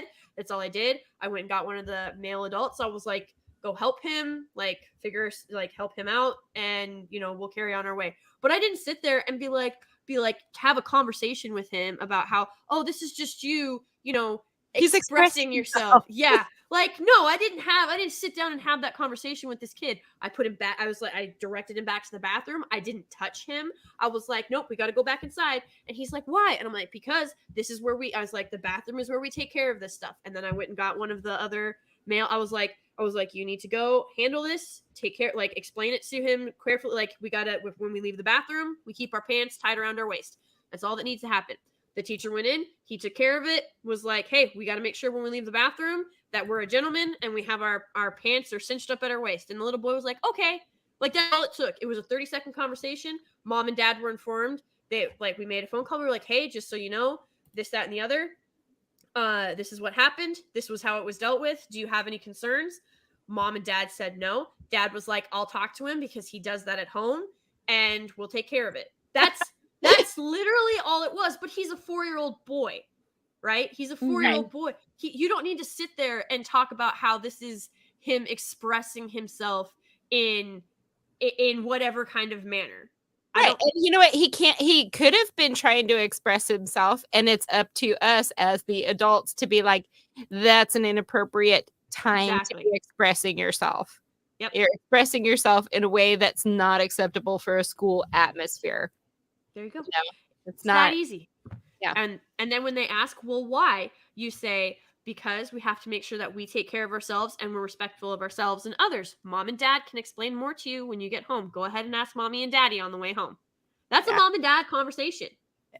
It's a Like- mom and dad. It's a Mhm. mom and dad conversation, and people going like, but they need, you know what? And I actually would say like one of my friends who is, she's got such a good heart. And when we were talking about this, and she was talking about how there are children, I'm saying I'm not saying that we shouldn't. If you see a kid that is being abused, or you're seeing a kid that is being ostracized from their family because of the way that they are expressing themselves, or they might be gay, or they might be this. If you see that they're being abused, yeah, but it's like, she goes, Melissa, not everybody's a parent like you. And I said, and you know what? That's not my business either. It's not my business how that person wants to parent their child. If they're abusing somebody, yes, that child, then there should be an intervention. But when it comes to the day-to-day conversation about, like, you know, how that child is going to conduct themselves, or how much supervision they're getting, or how much parenting is actually happening from that parent, it's not my business. Right? Mhm. And it's like, that's the thing too, when they always try to pull that on you. They're like, well, what if you see a child who's being neglected? You're just not going to do anything. And you're like, that is a purposefully disingenuous argument. You're literally trying to take an extreme and apply it to every single situation to justify your inappropriate conversations with children. That's exactly what you're doing. That's called gaslighting. Yeah. Well, Um, isn't that kind of like that just when you just, it's a made up argument. Yep. And again, when we talk about like, are we going to have a state run school? Are we going to have socialism? I'm sorry, but it's like, we have a hard time getting anything done in our cities on a smaller scale. So when you see that Gavin Newsom 10-year plan on how to deal with the homeless, and here we are, and it's worse than ever, and nothing ever happened to improve that situation, and the pandemic comes along, and they've shut down a bunch of businesses, made a wasteland, like it made it a million times worse, and you want socialism? Like, it's like, and that was kind of the conversation. That's how it ended with my girlfriend. It was like, you've personally had the system fail you. Yep. Why would you want more of it? Right? Yeah. And it's, then you get the argument of, well, it's the devil I know. And you're like, That's not an argument. That's an it's not excuse. yes. That's an excuse to be lazy, which explains the socialism. There you go. And it baffles the mind, because the thing is, it's been proven, if you don't have goals, then you need to have tasks, or you will not be happy. You will not be like, if you do not have in 5 years that, like, my goal, like, you don't even have to have a year, like a deadline on it. You can simply say, my goal one day is to, have a farm, like just a small hobby farm that I can, support my family on. And I want a family. I want to live on a hobby farm, and I would like to have a degree in business. Okay, those are goals. No time limit, no nothing. But everything you do should in some way contribute to achieving those goals, right? If you're not a goal type of person, then you need tasks. It's like, okay, today you need to get, like, I think Jordan Peterson called them like checklist people. It's like, okay, today you need to accomplish this, and this. It's not a goal. It's not an overarching plan. It's not a life. It's like, where are you going to be in 5 years or anything like that? It's nothing like that. It's simply, here are the tasks I need to accomplish to have a productive day. And you will be mentally and emotionally happier for it, because you have visualize, like, you can see where you've been productive and how you've been productive, right? Well, again, it gives you that sense of accomplishment, and that's what Exactly. builds your self-esteem. Exactly. But all of these people, they're taking, what they are doing is they're taking self-esteem and they're outsourcing it. It has to come from They social have to media. have outside validation is not the same as having real self-esteem. No. Exactly. They need external validation, external like pats on the back. Like, it's very much the look at what I did, don't you love it? And then if not enough people look, you do something bigger or more outrageous. And it's like, now look, what do you think? Rather than just doing the task, knowing you did it well, and being content with it and moving on to the next thing and taking the experience with you, so that you can grow as a person. That's not a that like But they're not interested in growth. They're interested in attention. That's Yeah. not the same thing. yeah. I'm about to have to they have, want attention. They want the likes. They want the retweets. They want yeah. people Someone to needs share their whatever TikToks Yes. and Instagram. Like they want attention. It's That's pretty artificial much all. self-esteem. It's Yes, not artificial self-esteem, exactly. That's why like you have what is it called? It's like a rise in what's called like flex culture, right? So a rise in flex culture, which is like people who post on Instagram, like they'll post like this lavish lifestyle and they really like don't, it's all fake. It's all manufactured for likes because the more you flex, they believe that like, oh, okay, that's going to like lead people to believing that you live like this great like awesome life, and they'll post photos of like, I don't know, them at like the beach or something or whatever, like look at my new car, or look at like this new outfit I bought, or look at all of this all this stuff that I'm treating myself with. And it's all fake and manufactured for likes, because it's just like they're just flexing on people to kind of like show off, to try and feel better about themselves, to get like that validation from not even like their peers, because these are like strangers on the internet that they don't even know. right. So it's not even validation from like peers and people that you quantity know. over It's just quality. Yeah. it's just like It's- random strangers. You want validation from random strangers, which is just odd to me. Narcissism, yeah. Yep. Miss Martin hit it on the head. And I mean, Absolutely. and that is, I will say, and that's different from having a long distance community out. Yes. Remember one day I was walking past my older son's room and he was literally like laying on the bed, hands behind his back with his headphones on. And I was like, what do you do? And he goes, I'm hanging out with my boys. Yeah. And Yeah. that was like an online conversation between like 4 close friends. So it's Yep. like that world is online, but it's not strangers. Yes. Mhm. And like, and I say that too with Garrett. It's like, his besties are across the world, across the pond, across here. And it's like, and it's like, and they talk every day. Yeah.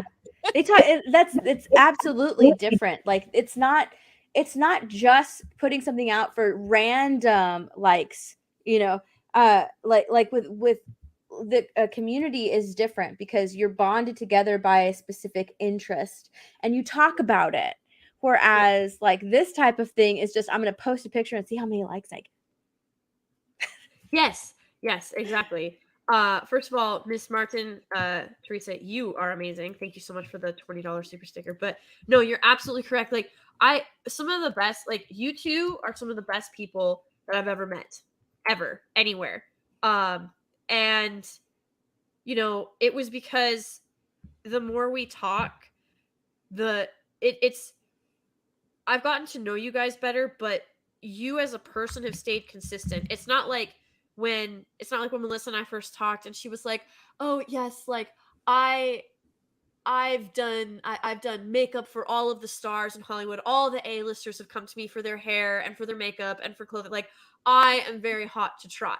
No, she just very matter-of-factly says, "I had a really successful salon. A lot of celebs came in, a lot of normal people came in. I got to see everybody from all walks of life. It was an incredible experience. I absolutely loved it, and it's something that I miss every single day." And she talks about being a businesswoman and what it meant. And like the more she and I talked, the more I was like, this woman is just a straight badass. Like, and she has so much knowledge, right? And it's like when Melissa talks to you, like it isn't it's the same thing with you, Steph. Like neither of you are into like that one up thing where it's like oh well, I used to race ATVs in the deserts. It's not in the desert. It's not like Steph came out and was like, well, I race dirt bikes in the Baja. Like like that didn't happen. It like they'd be like, oh, like I've never done anything like that. One of the coolest things I ever did, like we just shared genuine experiences and like got to grow. And Melissa's like I said, one of the best people I know, and she's actually been very helpful of late. Just like randomly at 2 a.m. I'll text her and I'll be like, this is just shit. And she's like, yes, I know. Like, let's just breathe. Yeah. I'm not gonna lie, I could get used to Bossy Boots just sitting there in that chair having, you know, a few hours of conversation with the chat, just gonna say it. I could see it too. I'm okay with it. You know what? And, You know what's like, really funny is just one of the things that I tell people is when I was in the hair salon. I mean, it's you're talking to people in your chair on the hour, you're talking throughout the appointment, you're talking to, you know, your coworkers, you're talking to the front desk, you're talking to the client in the next chair that you see. And so we would talk all day long. And yeah. over the years, I've had clients go, "So Melissa, what's your husband like?" And I go, "Oh, my husband is such an extrovert. He actually makes me look like the introverted one." And they're like, "What?" That's I'm yeah. They're like, "That's scary." I'm like, "It can be. Yeah, it can be it can be a little bit, it can be a little bit much." But I I would love Gary so much. He could have a conversation with a concrete wall. you really could. But Yeah. when you talk about goal setting, lady, when you Yeah. talk about goal setting, all of that I accomplished was all through like a series of 5-year plans.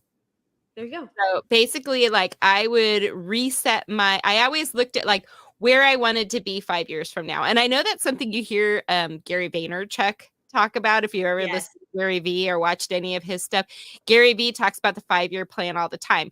Because if you're just planning for like next year or the year after that, that's actually not far enough, because some of the things that the really big things out there take a lot more foundation and footwork then you're going to be able to do like as if you were like thinking a year out. And, you know, mentoring, you know, younger stylists coming up, I remember them going like, you know, my friends are all kind of dropping me because I'm like not going to this party or not going to this bar and not going to this because I'm saving up my money for this trip to Spain. And I'm like, that's because you're more mature than they are.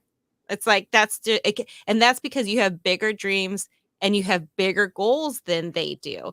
It doesn't make them bad people, and it doesn't make you a bad person. It's just like you're going to start to see that your goals are going to be different.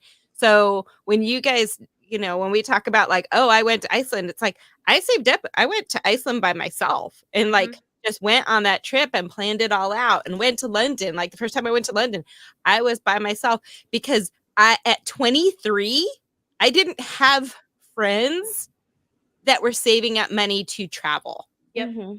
And you know, and see the world. And it's like, and I knew that that's what I wanted to be doing with that. So it's like, that was like my 5-year plans. I want to travel. I want to be on the floor. I want to travel and I want to be creative director. I want to travel and I want to be a platform artist. And if you want to be a platform artist, that's not something you're going to do in a year.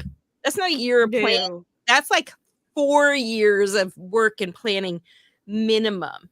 Well, right? Yeah. No, totally. Like, you say that, and like that mirrors up with but that mirrors up with everything. Because like one of the most common super chats that I've seen on like Gary Jeremy gets, you know, like all of them, Disbrew gets them now. It's like, how do I Just like for what, live streams? what on other people's? Oh, okay. Yeah, like he doesn't live stream on his channel, but I was when like, he's I've on never other seen him people's live stream before. No, when he's on other people's lives, like the Oh. question will be like, Disbrew, like, how did you break through? Like, how'd you become overnight? Because he's at like, he's knocking on 100K. He's at like 97. Oh, yeah. And he's like, well, and perfect example is Dan Vask. They're all like, how's it feel to be an overnight success? And then you go, look, his channel's been there for 10 years. Yeah. 10 years of content and music and grinding. And, you know, every sub, he fought for it. He worked. He was consistent. Like, when Gary says you just have to do it, yes, you just have to do it, and you just have to be consistent and make sure you love whatever it is you're talking about, or you have a passion for whatever you're talking about. Because if not, it turns into work and you're not going to want to do it. So when like that's an honest thing, like you just said, Melissa, like if you don't put in the work, if you're not willing to be consistent and to hit that, like if your goal is I want 100,000 subs in a year, then you have to push out quality, like do the videos, do the live streams, you know, network with people, like make sure that you know what you're talking about. Like I will never ever have a Game of Thrones live stream unless it's like, come teach me about Game of Thrones, because I don't know anything outside of Winter is Coming, and that I loved Ned Stark. Just What, 'cause, what more do you need? right? Sean Bean. That's all I need. It's Sean Bean. I love Ned Stark. We're done. Like that is the because someone asked me, I don't even know her name, but so I know obviously who Jason Momoa is, and they're like, well, what if they had whatever her name is opposite him in Aquaman? And I was like, I don't know who that is. And then I got Mother of Dragon so hard. I was like, dude, I'm not. You don't know who is Jason Momoa? No, the chick that he. Oh, okay. The blonde who dies at the end. Like, I saw Gary's review. The one who gets stabbed by Jon Snow at the end. Yeah. Yeah, that chick. I didn't know who she was, and they're like, "How do you not know?" And I'm like, "Dude, it's just Game of Thrones ain't my thing." No, not Amber Heard. Emily, something. I can't remember. But yeah, Daenerys Targaryen. Yeah, that okay. Yep. So my knowledge of Game of Thrones is whatever I've listened to Gary say. It's very what is the word? Passive knowledge. It's like stuff that I heard and have somewhat retained, and that's about it. And the chat is Emily Clark. Emilia Clarke, yeah. Emilia Clarke, okay. yeah. Okay, yeah. So I think I did know her name, but regardless, I've heard that the two of them had really good chemistry, and that everybody wants her to replace Amber Heard as Mara. They did, yeah, they did. Honestly, a block of wood would be an improvement, but we'll just move along with that. But I will never have a Game of Thrones 101 where it's just me talking, because I don't know anything. I don't know enough. Now, if we want to have a 6-hour conversation about Cimmerals, I'm there for it. I will help you on that journey into the light, but not on Game of Thrones. But that's because, I know where my strengths are. And so, when you know what that is and you focus on it and it's stuff that you really love, first of all, whatever you're talking about, make sure you've actually read and or watched or done whatever it is you're discussing. Because I don't want, parachute rigging advice from someone who has never rigged a parachute. Right. I did it for whatever your niche is what you actually have to be capitalizing on. Yep. And speaking to the overnight success thing, I do answer my husband's emails and a lot of his DMs and stuff, because I'm admin now. Because I accomplished a lot of goals, and now I'm in a reset place where I'm like figuring out what my new goals are going to be. But in the meantime, as being the nerdrotic CMO and answering these sort of messages, and we do get a lot of like, hey, what's my advice on this? And hey, what about this? And you know what? A lot of times, like, I can just click over to their channel and be like, you need to work on your sound. You need to do this. And it's like, and Gary's so good. And Gary does it. And I'm like, Gary he did a 10-month intensive on editing. And I think that, that's where it's like that. I always say #never stop learning, because he went and did that editing intensive, and it just happened to be exactly what he needed to do this YouTube thing. Yeah. And it, you know what I mean? It wasn't a plan. It was just like, hey, this is interesting. I'm going to go and learn about it. Instead of like sitting on the couch and smoking a bowl and watching something, whatever it is that you're doing. Like, you know what I mean? It's like, I get very uncomfortable just resting, there's no resting on the laurels. Like, it's like, I'm always like, oh, this is a workshop. Oh, it's an online course. Oh, let's like go and explore this. And I had one of my clients one time go, oh, you're just such a curious thing. And it's like, that curiosity is what kind of keeps me moving forward. And I have a really good TED talk about that, which is I talk about, here's a gaming one. You'll like this, my nerdy home. So, back in the day, my dad came home with the very first video game for me and my brother, which was Pong. Oh. Have we ever heard of Pong? Uh-huh. Absolutely. I see it in the movie. Yes. I've played it. the stick going up and down, and you had this thing, and then it just gets a little, and it's just tennis, and it just gets faster and faster. Yeah. So he had this thing, and it was like, Pong. This is video games. It's going to be really, it's the newest thing. Everybody's going to be doing it, blah, blah. And he was always like, the latest stereo equipment and the latest, new cars. And he really, really liked gadgets. And he was also the very first person I knew to have a phone that went in his car with him. And when it had a brick, like it basically was like a cinder block with a phone on top. He goes, Like a car phone? yeah, but you carried it in and out of the car. So you'd have his briefcase in one hand and you had your phone suitcase in the other. And he goes, now I can do sales calls in my car. It's going to save me a bunch of money because, time is money, babe. I was like, okay. And he was always like sharing these sort of businessy kind of things. Like because now I can do that sales call while I'm commuting and it's going to save me all this time. And I was like, okay. And I think that one day, and I want to say I texted him, and this is where what I'm speaking to is you're a young person and you're learning and your goal is to do really good on, building your YouTube channel or building this or building that. And my thing is like, as soon as you accomplish that, you need to be setting that next thing. Mm-hmm. Because with my dad, I texted him one day and he was doing real estate at the time. And I texted him and I was like, and he calls me and he goes, what was that? And I said, well, I texted you. And he goes, I don't text. And I was like, really, Dad? I said, you're in real estate. I'm all, what's the better way to like share an address, share a price range, share something? Like I would absolutely be texting. You know who doesn't need to be texting? This hairdresser here. If anybody should be texting, it should be you. And the next time that I went to visit him, I noticed that in the bathroom, he put his trade magazine. It was Real Estate Today. And on the cover was like a Nokia phone. And it said, looking for a condo near downtown and the clubs and all of this thing. And the headline was, are you connecting with your next generation of buyers? And that's, one of those things. It's like, when did my dad turn that corner of like having the latest thing? I don't text. Like, when did you turn that corner into being that crabby old man who wasn't keeping up with things anymore?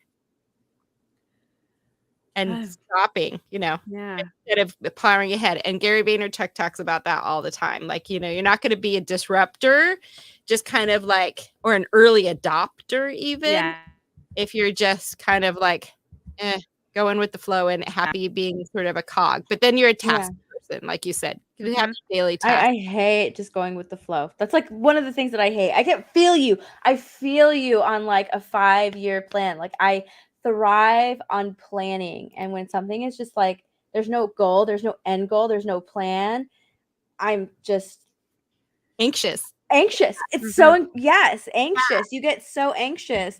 That's why like at the beginning of my day I have like stuff planned. It's like, okay, I'm going to work on this and this and this until noon, and then I have this until this time specifically. I have this block of time to go run around and do whatever I need to do, and then I come back and I have this, like, I thrive on that. So if there's like something where there's something that's supposed to be happening, I don't know, in like maybe a year's time or 2 years time, I love planning ahead. And if I can't, I'm just so anxious. Well, it's like being on a boat on the water without a direction. Like that doesn't, we're just Oh my goodness. Yes. I hate not having direction. Right. And like sometimes but at the same time, like you have like that carefree side of you, which is cool. I don't have one. But as far as like business, when it comes to like business side of things, or even, I don't know, even like sometimes like relationship side of things, you want to have like that plan in place. Otherwise you're just so anxious all the time.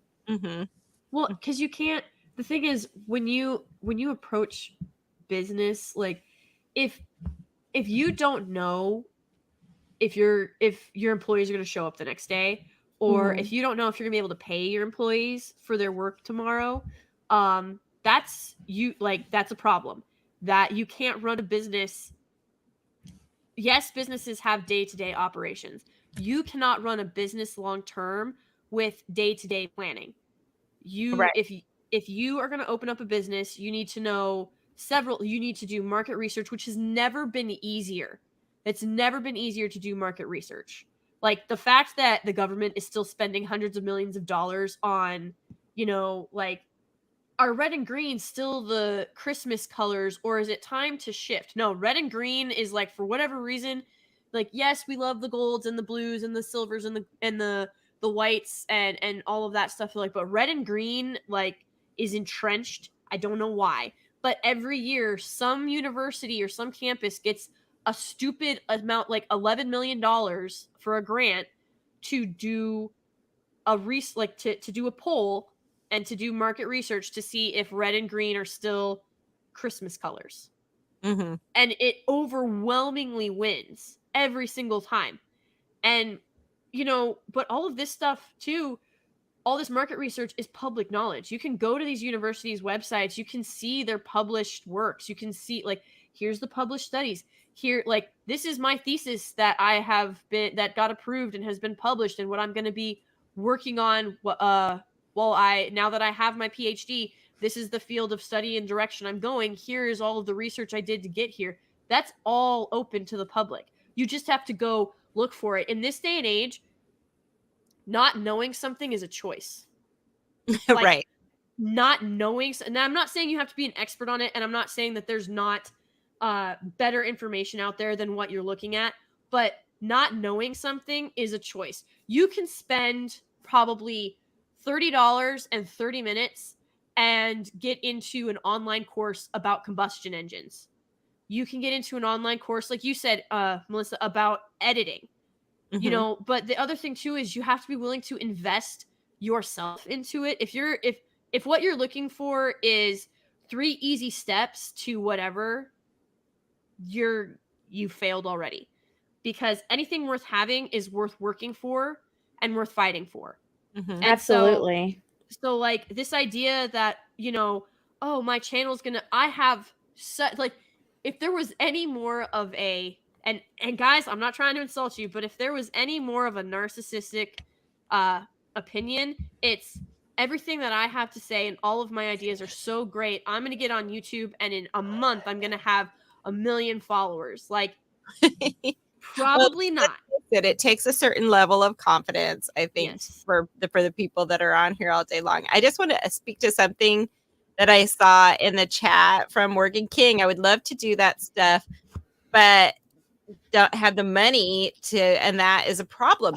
So let me say that something that actually, I remember being a kid, my best friend one time, like, put together this amazing saltwater fish tank. And she was like, I went to the library and I got this book on these saltwater fish tanks, and I read the book and I just built it, like, according to the directions and the things.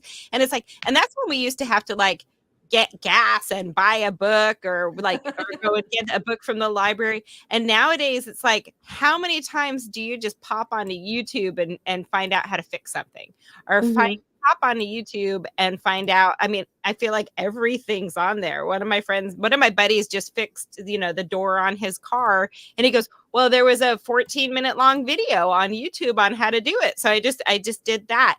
And it's like, I grew up in a house where it's like my brother and my dad always fixed everything. And I think that was just because my dad grew up so poor. Like, you either fixed it or you had to, kind of live without it from there on out. So I think that there's you're saving money by, like, kind of fixing your own things, cutting waste, saving up. But I mean, as far as, like, being able to have access to things that are out there where it actually won't cost you money, it might cost you time. That's what Lady Gravemaster is talking about too. Like, the market research, the things that are out there that are so accessible. And Morgan, I would say, if you don't follow Gary Vee, you should follow Gary Vee, because he does a lot of I will say, speaking to younger people about that kind of, mindset where they feel like there's a little stuck, or they're like, there's an obstacle that they feel is really big, and he will help you really chip away at that. And kind of, like, you see a lot of people that come to his talks that say that same exact thing. and how he will kind of flip the script for them and kind of help them get into like a mindset where they can move forward from, like, there's just a lot out there that doesn't cost a lot of money. I mean, we still have libraries. We still, and we still have people. We still have mentors. We still, a lot of what I learned is because I have had, the fortune of having an amazing client base. And that was, and it was a lot of women that had their own businesses. So I had conversation after conversation with Ivy League educated women, and CEOs, and or even like doctors, and just people that that they've been through that and they've accumulated a lot of knowledge, and I learned a lot from these ladies over the years, and had a really good exchange with them. And one of the things that I've actually shared with younger stylists that I've mentored too is, when they come in and they're a little rough, and I'm like, ooh, one of the things that's really going to help you is getting maybe a word of the day app and working on your vocabulary, because you are going to have conversations with highly educated people all day long, and you need a few more adjectives. Cool. It's cool. You know what I mean? When you find they're really limited and they're not expressing themselves all that well. And my younger one said to me, he goes, "Mom, why are there so many words that basically mean the same thing?" And I said, "'Cause it's about tone." Said, yeah. I said, back in the day when we used to read books, it's like, like fanatic, or like, all those words that are out there that mean the same thing, but one's going to be a more extreme version, one's going to be a more mild version, one's might be like a little more old-fashioned version. And that's what gives, stories a tone when you're reading them, or a conversation a tone. And exactly, like and you might snag, if it's not necessarily if it's a peculiar word, but if it is enough of like a stylistic word, someone's going to be like, what was that word? Like, what does that mean? Because now they're going to go and expand their knowledge, and they're going to be like, well, now I kind of want to talk to that person more because that was really cool that they have that sort of vernacular. And so like it all sort of links together. And really, someone got mad at me, actually. I think I told you about this, Melissa. Somebody got mad at me because they were like, well, the only reason that you got over 3,000 followers in less than a year is because you know Gary. And I was like, I'm sure Gary will be very happy to know that he is responsible for my very small 3,700 subscriber channel. He will, I'm sure, just do backflips because he works so hard on my channel all the time. And so proud. He'd be so proud. And I'm like, a lot of people know Gary. Like, a lot of people know Gary. Well, I mean, Jeremy built Gary's channel and Ripa's as well. So yes, absolutely. Jeremy is responsible for all of Gamer for everyone, for everyone's channel. He produces everybody. So in a sense, he's responsible for yours as well. I mean, there we go. So I got to go thank Jeremy too. Like, but it's just crazy to me because, people seem to think that I'm going to be perfectly honest. I can't say this from personal experience on YouTube per se. I can't listen to this with a straight face. I'm sorry.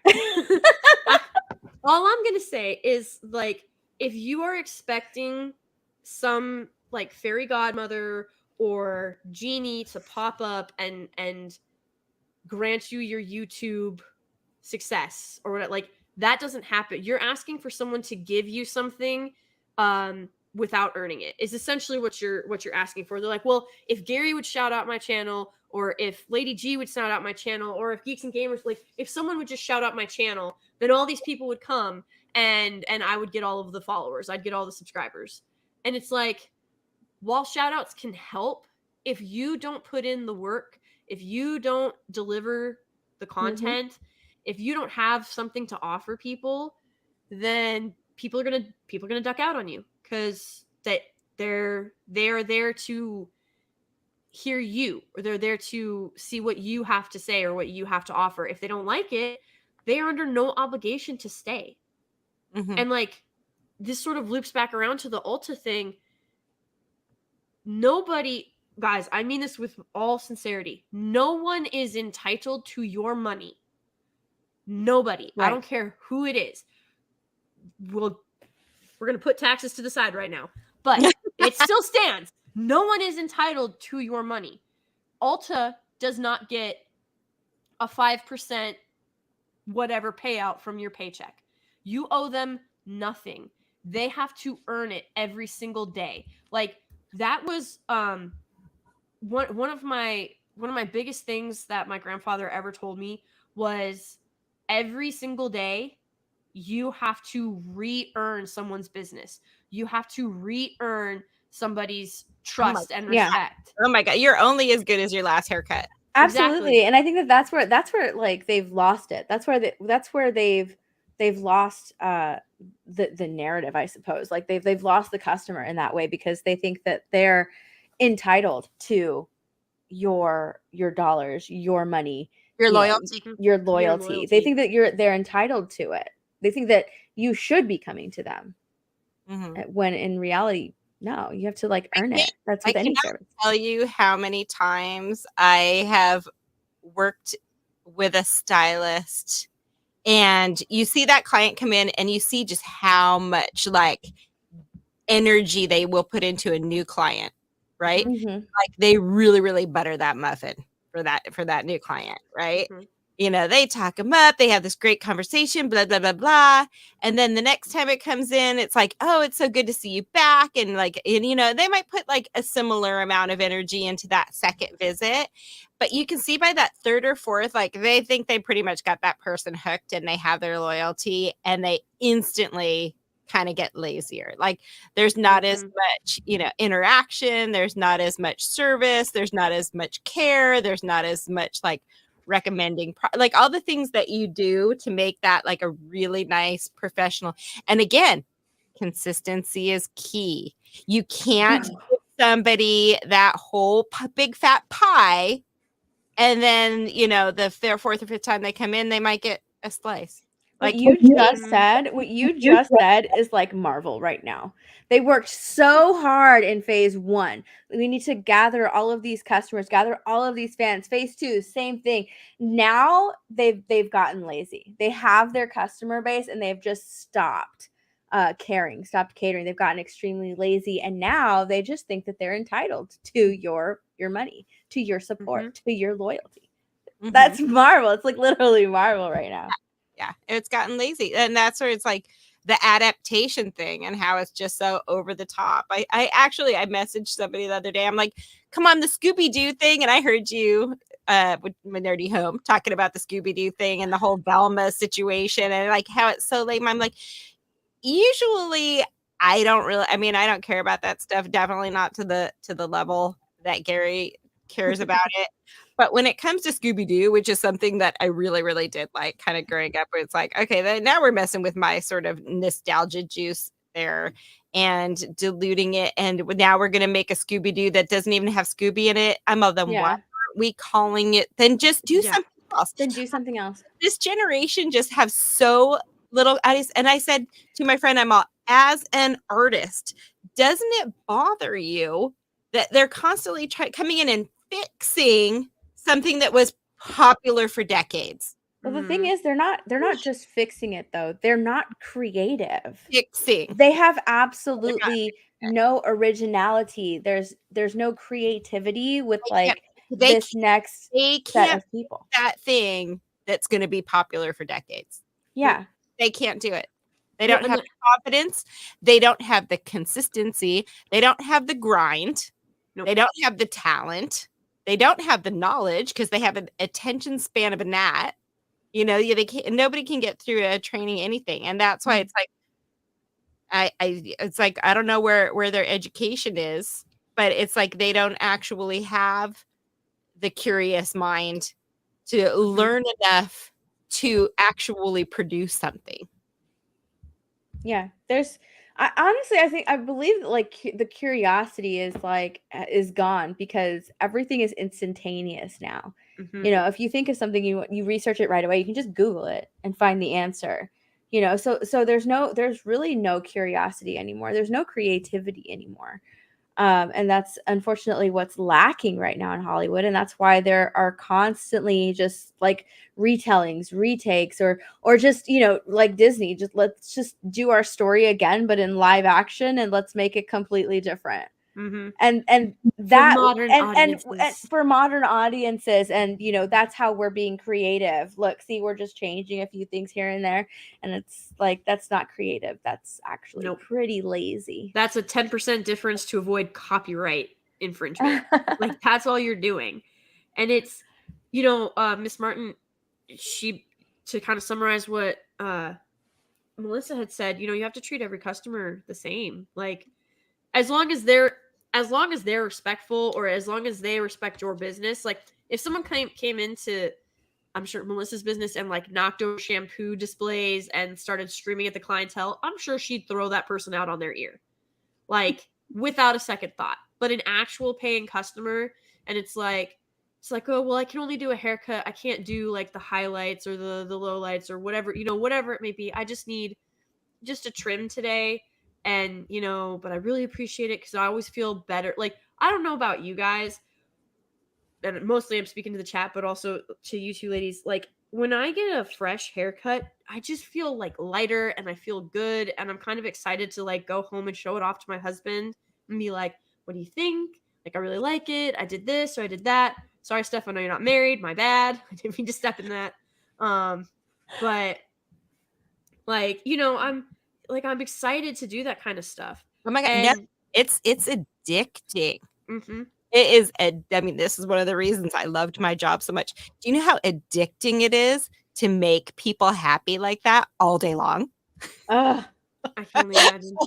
I'm such a junkie for it. Like, you know, just like, ooh, they feel good. Oh, they look good. Oh, that like, okay, you know, like every like on the hour, like constant validation of how like awesome you are, and they leave just feeling happy. Like, yeah. Well, I and was My especially magic because hands that's did that. I was pretty Steph, remember that time I just flat ironed your hair for you? Yes. Oh my god. Like, what, you know, and it's like a 15-minute like whole attitude adjustment. Yeah. And Mhm. you know, it's that Yes, I was just loved it. it was a hard thing for me to leave behind. And I mean, that's why I still go back and I do a week here and there, and try and kind of like keep my hand in it. It's one, so I don't get too rusty. And also too, like, I mean, after doing hair for decades, I have some diehards that just like, you know, can't shake them. we will follow you to Texas, woman. Like, I had a couple of them show up on my doorstep here in Texas. Oh my goodness. that's first of all, that's Wow. amazing, and that Can speaks to guarantee, like her work is fantastic. She just flat ironed my hair, but you know what? I felt like $1,000,000 afterward. I felt but like so pretty. see, and that's a simple thing. It's just something a little bit different. It's still you. You haven't done like a drastic change, but it's just enough of a change to where you're like, this is a side of me that I've never seen before, and I'm having fun getting to know her, getting to explore her, like getting to see if this is something that I would want to do more regularly, more consistently. Like that's something to aspire to. And to have that have be in a position where your whole career is helping women feel more confident and more beautiful, and men too, like just feeling Oh, there's some guys. more yeah, There's definitely some of those guys too, but having, you so know, what like I think, you know, and the difference is, and I'm going to say this because, you know, you guys are fairly young. Like you have to remember, like I'm in my 50s. You guys are fairly young. There's the, you know, the whole like self-care thing of like when you go and get your hair done, you're looking for a change. Yeah. My whole entire clientele was basically just well-maintained ladies. Does that make sense? yeah. Not somebody who's showing up like, I want to be a redhead today. I want a purple ombre. Like that wasn't it. It was like professional ladies that had a professional image, you know, or, you know, that high functioning mom that's got 4 kids that, you know, is trying to still take that time to take care of themselves. Like, you know, I am self-care. Like, you know what I mean? Like I was through self-care time. Like, and it's like definitely had those, and you know, I had this kind of salon. It's like people didn't really come and read magazines. Like they were all like, they're on the phone, they're on their laptop, they are the, you know, and they're working a lot of the time throughout their whole appointment. A lot of them were not coming in to just like shoot the shit anymore. I had a lot of really good conversations with people, but yeah, I remember the first time I had somebody come in with an iPhone and not talk to me for the whole appointment. I was, and then they left. I was like, that was the weirdest thing I've ever had happen to me, because like they came in, she looked at her phone the whole time. I did her hair. She went, yeah, thanks, and paid and left. I was like, so we're not going to talk anymore? Like, is that what's happening now? And then, and you have to, and that was a whole change in that dynamic where I had to like, be like, okay, some people are going to want to talk. Some people are going to want to work. Some people are going to be busy. It's like, and you had to just let that person in the chair kind of take the lead on that. Yeah. It was a trip. I bet. Man, that's insane. Yeah. Yeah. Wait. Well, I know. So, Steph, I know you have to bounce because you've got some stuff you have to take care of. Thank you for coming on. Is there anything you want to plug or share or Yes, Geek Grind Coffee. Geek Grind? We're talking Well, about Geek Grind Coffee. Hey, it keeps us going. Geek Grind Coffee. Yeah, I do need to go because I edit all day long, and I have to finish this one video and start on another, get them both uploaded. So I do need to go. I need to finish this up. But this was a lot of fun. yes. Streaming. Steph's gonna have to teach me how to edit. There you go. Yeah. Steph, you should start a YouTube channel on the basics of editing. There you go. Or just turn mine into that. There you go. Oh my goodness. I'm working all of the time for so many people. I'm just kind of like, Well, time for my you're an channel. absolute sweetheart, and I love you, and I know how hard you work. So thank you for being here. Appreciate it. You're welcome. I had a lot of fun. This was a really good conversation. I hate to leave, but I do have to go and finish this stuff up. I know it. I would say that we're not going to go much longer, but it seems like anytime I say that, I go 4 hours more. So I'm going to say we don't anticipate that we will be going much longer. But again, like this conversation, especially with you two fantastic ladies, it's just It's very gonna be natural. like at Gary 20 more minutes. Yes. Yeah, Gary Gary 20 more minutes. It's I'm not that- gonna lie, I was like I've been waiting for Gary to like just come in and be like, we're almost done. Or like low crawl on the floor and bring you a coffee or a tea or something. Bring you a drink. Yeah, no. He's probably, you know what, honestly, he's probably asleep, you guys. He probably put on his headphones and he's probably listening to something that he needs to listen to and probably dozed off. Absorbing it via old man. Yeah. What is that like? He's osmosis? been with the She-Hulk and the House Hot Tea and the Lord. I mean, he's been in here a lot. I'm actually surprised I could get some studio time this evening. Making him take a break. It's good for him. There you go. Yeah, There make you him go. take a break. The wife is all about the self-care. Yeah, after all, I mean, look around. This is half mine. There you go. Can't argue that. Bye. Oh, but bye, Steph. Mwah. Love you. Mwah. I'll talk to you later. Bye. Bye. She's such a sweetheart. I love her. Yeah. But yeah, no, it's listening to kind of what you went through with like that shift in the smartphone and your clientele. Like, honestly, you should do it. I could listen to you talk about just experience and stuff like that for hours, because one, you have a very lovely voice, and two, you make the stories really interesting and really intriguing. And it's never, because you have those people who talk about their experiences, but it's always in a really demeaning way. like they're talking down to you. They think that they're better than you. It's like, Oh, well, yeah. I've done this in my life and it was so exceptional and so fantastic because I'm so exceptional and so fantastic. And you're like, dude, I just wanted to like hear about, like the actual what you did to get into the life. Like I didn't care about any of that other stuff. I'm Mhm. going to go over here now cuz it's just not something that I'm not here to listen to you self-aggrandize or anything like that.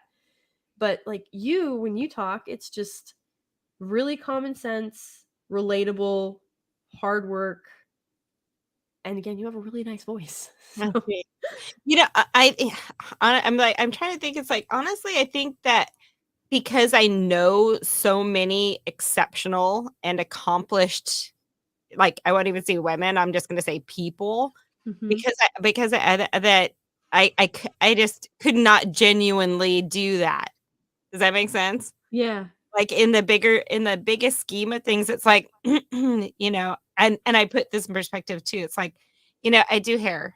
We're not saving any lives today. I might make somebody feel better, but I'm not like, you know, giving somebody a heart transplant or you know what I mean? There's a lot of more intense, more maybe important things out there to do, but I just really genuinely enjoyed it. And I like that face to face with people.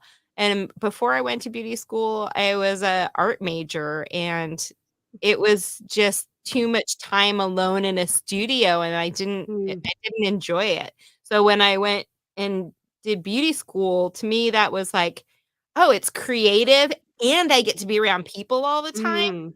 mm, That and it just clicked. That's why I say, learn a lot of different things and try a lot of different things because mhm. anything you try and anything you learn is going to be accumulated experience and knowledge. Yep. Absolutely. And like people are like, well, if I don't get certified, and it's like, guys, you don't have to be a certified mechanic to work on a car. Like, you can teach yourself stuff. You like, granted, probably don't go work on someone else's car. Especially don't charge them if you're going to go work on their car. But there's no reason why you shouldn't at least know how to change your own oil or change your own tire Mhm. or know what a spark plug is. Like, those are just bare minimum basics. You don't have to be a certified mechanic to understand that. Most of the guys that I know who are obsessed car guys, they're not certified mechanics, but they could break down and rebuild an engine in probably 4 or 5 hours. Break down it, build it, set it back in 4 or 5 hours. Mhm. And that's just because it's something that they love to do. They're not certified mechanics, but they're car guys. This is what they do. Some of them are certified mechanics, some of them are not.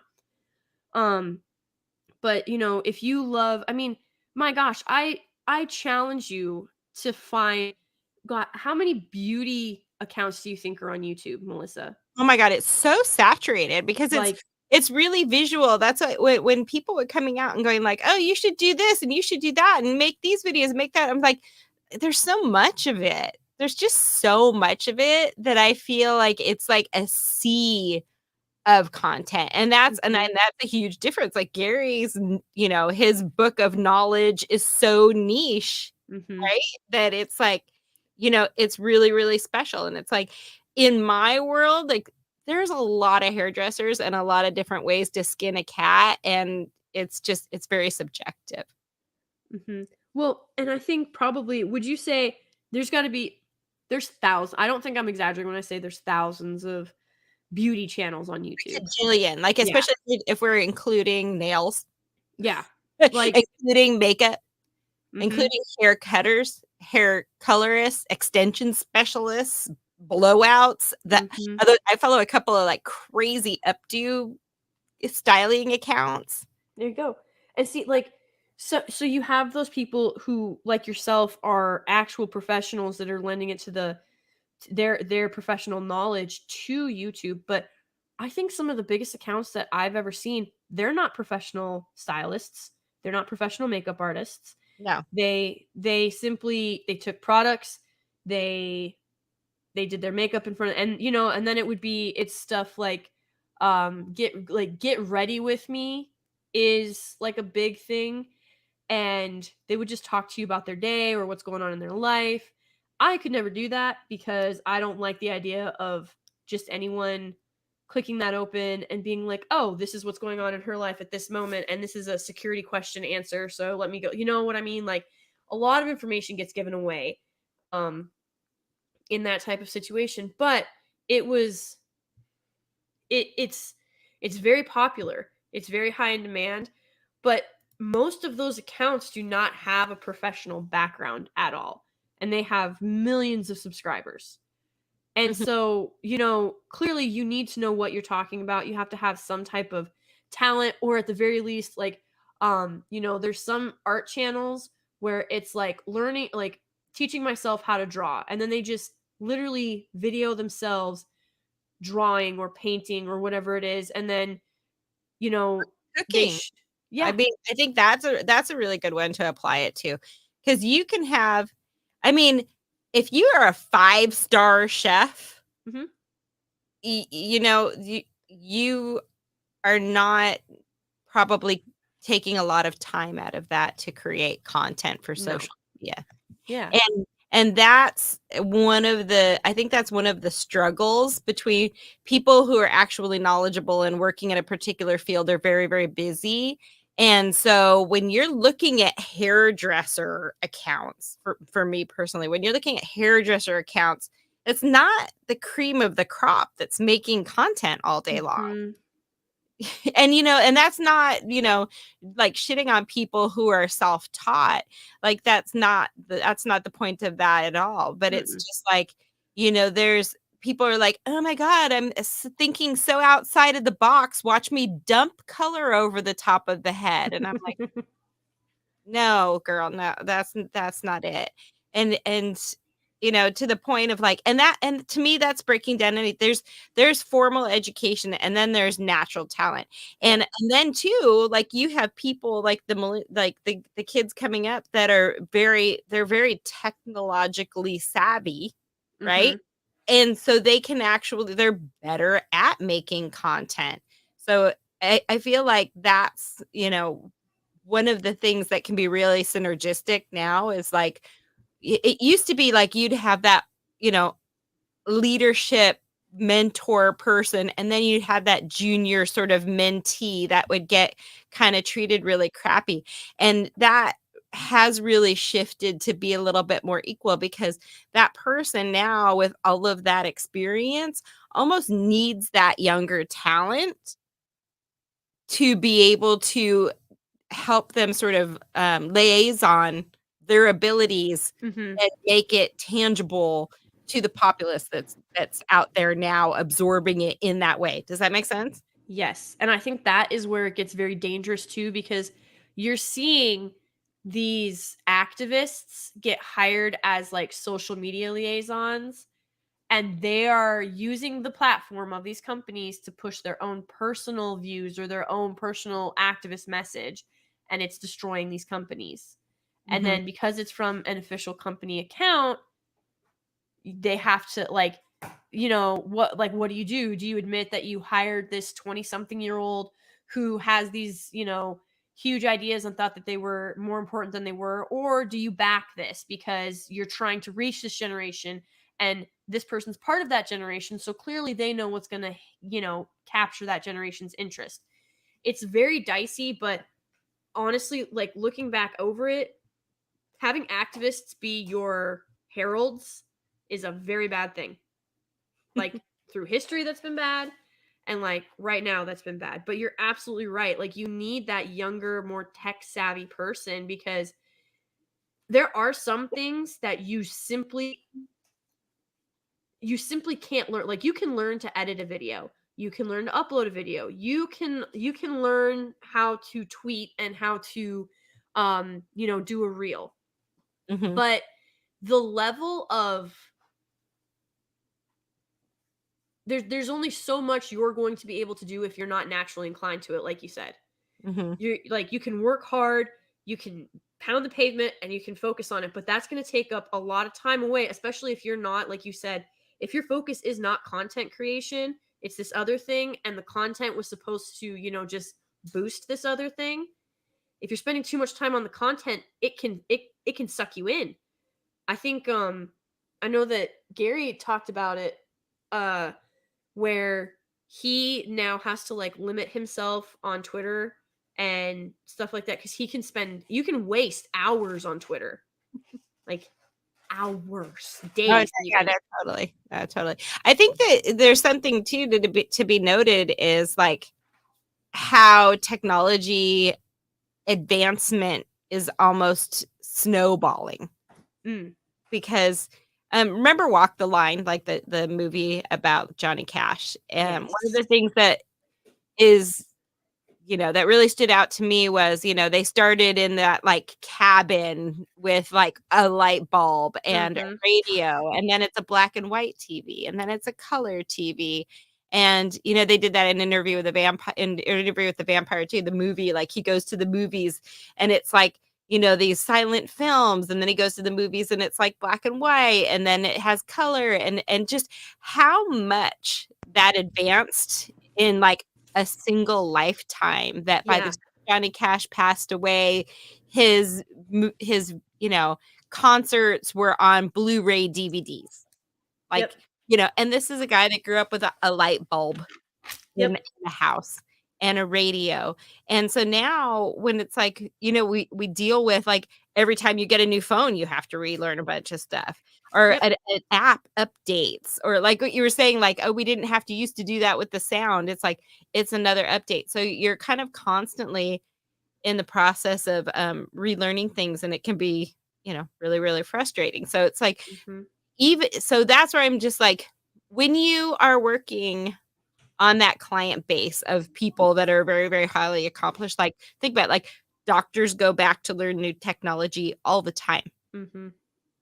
Hairdressers, if you're going to keep up with trends, with products, and with advancements in the chemicals that we're using, or the extensions that are out there, and all the options, like you have to keep up on that education all the time. So there isn't that point where you're just like going to learn that thing and do that thing, Mhm. right? Like there's always going to be something new to share. And it's like, for a while there, it got to the point where it's like, I kind of feel like I knew the chemicals forwards and backwards. And I knew like, client consultation all the way to the finishing, you know, I knew that really well. So I started taking classes, and people would be like, Melissa, why are you taking that class? You know that information. And I said, sometimes because I like doing education in my field, sometimes I take a class just to study the methodology of how that person is sharing that information. Mhm. It's not just about what the class actually is. Like, yes, I know like a lot of that chemical sort of breakdown of what they're talking about, and I know what the application is going to be. I know the safety and procedure part of it. It's like, I want to see how they're sharing it now. And that's going to be the difference. Mhm. Absolutely. And you're absolutely 100% correct. Is if you one of the things that you learn, um I don't know how much of that I can say. I'll put it this way.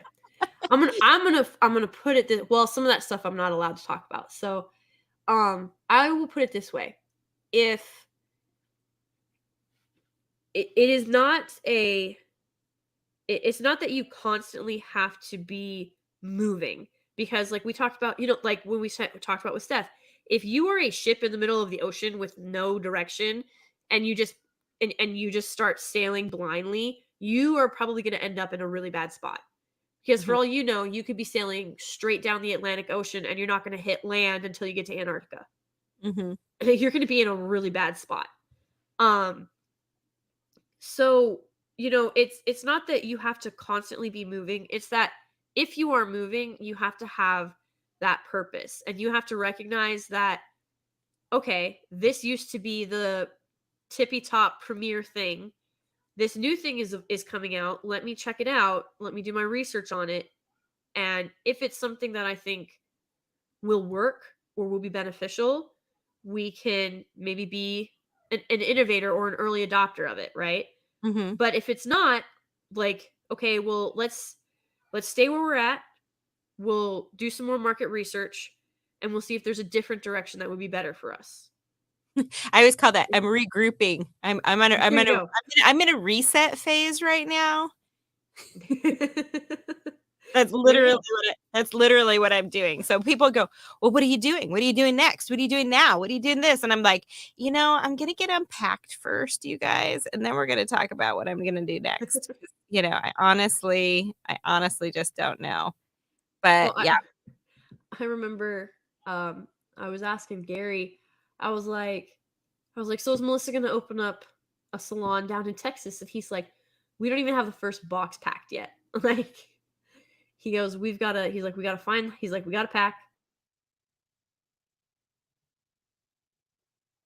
where'd you pack, go? sell the house in San Francisco, buy the house in Texas, move to Texas. He's like, that's gonna take a lot of time. He's like, so we have to first get to Texas Yeah, and then we can figure out what we're gonna do. right. Right. And I'm still feeling up Texas, kind of sussing out what it's all about because I'm like, I don't think that I could. I'm like, I don't even think I want to do here in Texas. It's sort of like when I moved to San Diego. People were like, "Well, aren't you just going to get a job and do here in San Diego?" And I was like, Mm. "Yeah, no." And they're like, "Why not?" And I'm like, "Honestly, you guys just yeah." I said, "You guys just don't understand. Like, I had a really, really special clientele, Mm-hmm. and I'm going to move to SoCal and do a bunch of OC moms." I don't think that I know, okay, that's the comparison that I was going Yep. to, where I'm like, where all the like, there's my personal grooming is an important part of my professional image because I got all this other stuff going on, and then there's, like, my image is what I have going on. Yep. Yeah, and I was Yep. like, I don't have an interest in building that clientele. Yeah, I was stationed in SoCal. I know the exact women you are referring. I know exactly who you're talking about. And I mean, and it's, like, not saying that that's a bad thing, I'm Mhm. just saying that's not my jam. Yep. And that's okay. Like, see, here's the thing. You saying that, you're just being honest. You're being direct. You're like, that's not my jam. That's not my world. That's not Mhm, insulting. That's not bigoted. That's not, exclusionary of you. It's just simply that's not you. mhm. Period. Statement of fact. Yeah, To I mean, that's part of the reason I moved to San Francisco is because it was a Yeah. really edgy, very international city when I moved there. It's like if I was just gonna move to LA and do blonde freaking hair all day long, I coulda done that when I was 20. Yeah, Yeah. exactly. And it it always blows my mind when you go, it's not my jam, it's not my thing, I don't want to do it. It used to be people be like, oh, okay, well, like, I really love it, I hope you don't mind if I do it, and you'd be like, yeah, no, go for it. Now it's like, you have insulted me on every possible level. You I must be know, you gotta canceled. backtrack, yeah, you gotta, Like, like, cover your ass on every statement. I'm like, "And I'm not saying I hate you, I'm just saying I don't mm, wanna do your hair." And well, you know what? And honestly, you probably don't wanna have me do it, let's be honest. let's be honest. Like, clearly we're not good for each other. Let's Yeah, just accept it I and don't move on. I know, and you know what? There was nothing that I loved better when I got to the point in my career where I only, did hair on people that I had a consultation with. And Mm, I was very fortunate to reach a point where I never had to go into anything blind ever again. And I required a consultation. And people were like, "I don't need a consultation. I know what I want." I'm well, see, right there, that tells me that we do need a consultation. And it's like, I just need her to do blah blah blah. And it's like they had to come in and have a consultation. And that way I could make sure that, we gelled, we were on the same page, we shared a mhm. vision, and then we kinda went from there because I just didn't have time in my really busy day to just, like, throw some wild card into the middle of my afternoon. Right? Yeah. Well, and I never realized because the thing is, like, when uh oh gosh, what, I don't remember what show it was, but they made she was a hairstylist, but she was like a struggling hairstylist, and like she would get teased or whatever But then like one of the guys was trying to like mix something, and she's like, you can't do that. And he's like, I'm the one that's going through like chemistry or whatever. She's like, I'm the one who has a master's in chemistry and works with these chemicals every single day. I'm telling you, if you mix those two chemicals, you're going to burn your throat from inhaling it. And it's like, I know that that's a TV show. I can't remember what it was, but like in my brain, it clicked. I was like, yeah, like these any hairstylist who actually like invests themselves in what they're doing, they have to be a chemist. They have to be an artist. They have to have vision. They have to know what they're doing. They have to understand. So you've got to do geometry, chemistry, color blending, artistic vision, all of that stuff. And you have to sell it to your client, like give them what it is that they are trying to maybe unsuccessfully like explain to you. Right. Right. And on top of that, you have to be a people person. You have to time manage. You have to be a leader to, you know, whoever your assistant is, you know, and manage them, manage the other creatives, which is not a small task, right? Yeah. And when I was actually out in the field and doing education, and I go into salons, I would just look at a salon's website, and I could tell right from the website whether we had a salon owner or we had a behind the chair owner. Cause you know what I mean? I was a behind the chair owner. Like I didn't manage my staff full time and make money off of them. I was one of them. Yeah, no, that's it's just a big difference in sort of like a mood of a salon. Yeah, no, absolutely. And you can always tell like, you know, some different jobs that I've held, like there's a difference between being a boss and being a leader. Like if you have a boss, they're going to be it's they're there for their 9 to 5, they're punching the clock too. They'll do what they have to do to get paid and not get fired and not look bad. But if you have someone who's like actually a leader, someone who could be a mentor, they are out there, they're working with you, they're supervising, they're instructing, they're learning from you as well. And I think it's a blue collar guy on YouTube who does shorts who's freaking hilarious. It's Breadstick Ricky and the Boss, or Ricky and the Boss. He's hilarious.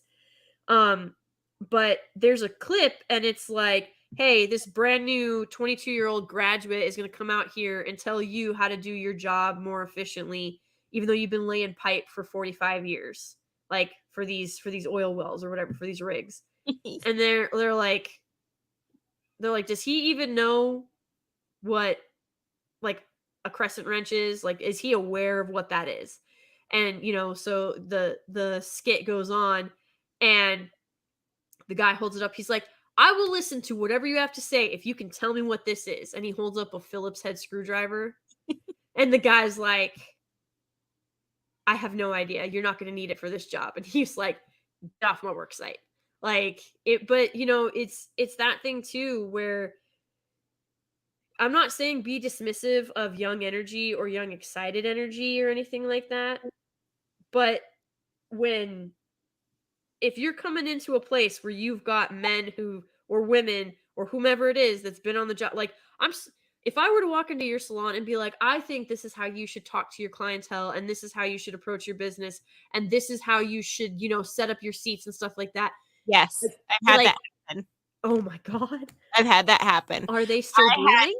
It happened to be, it was like, there was like a little lull in the afternoon, and I just happened to be up speaking with my front desk person, and I wish I could remember who was working the front desk at the time.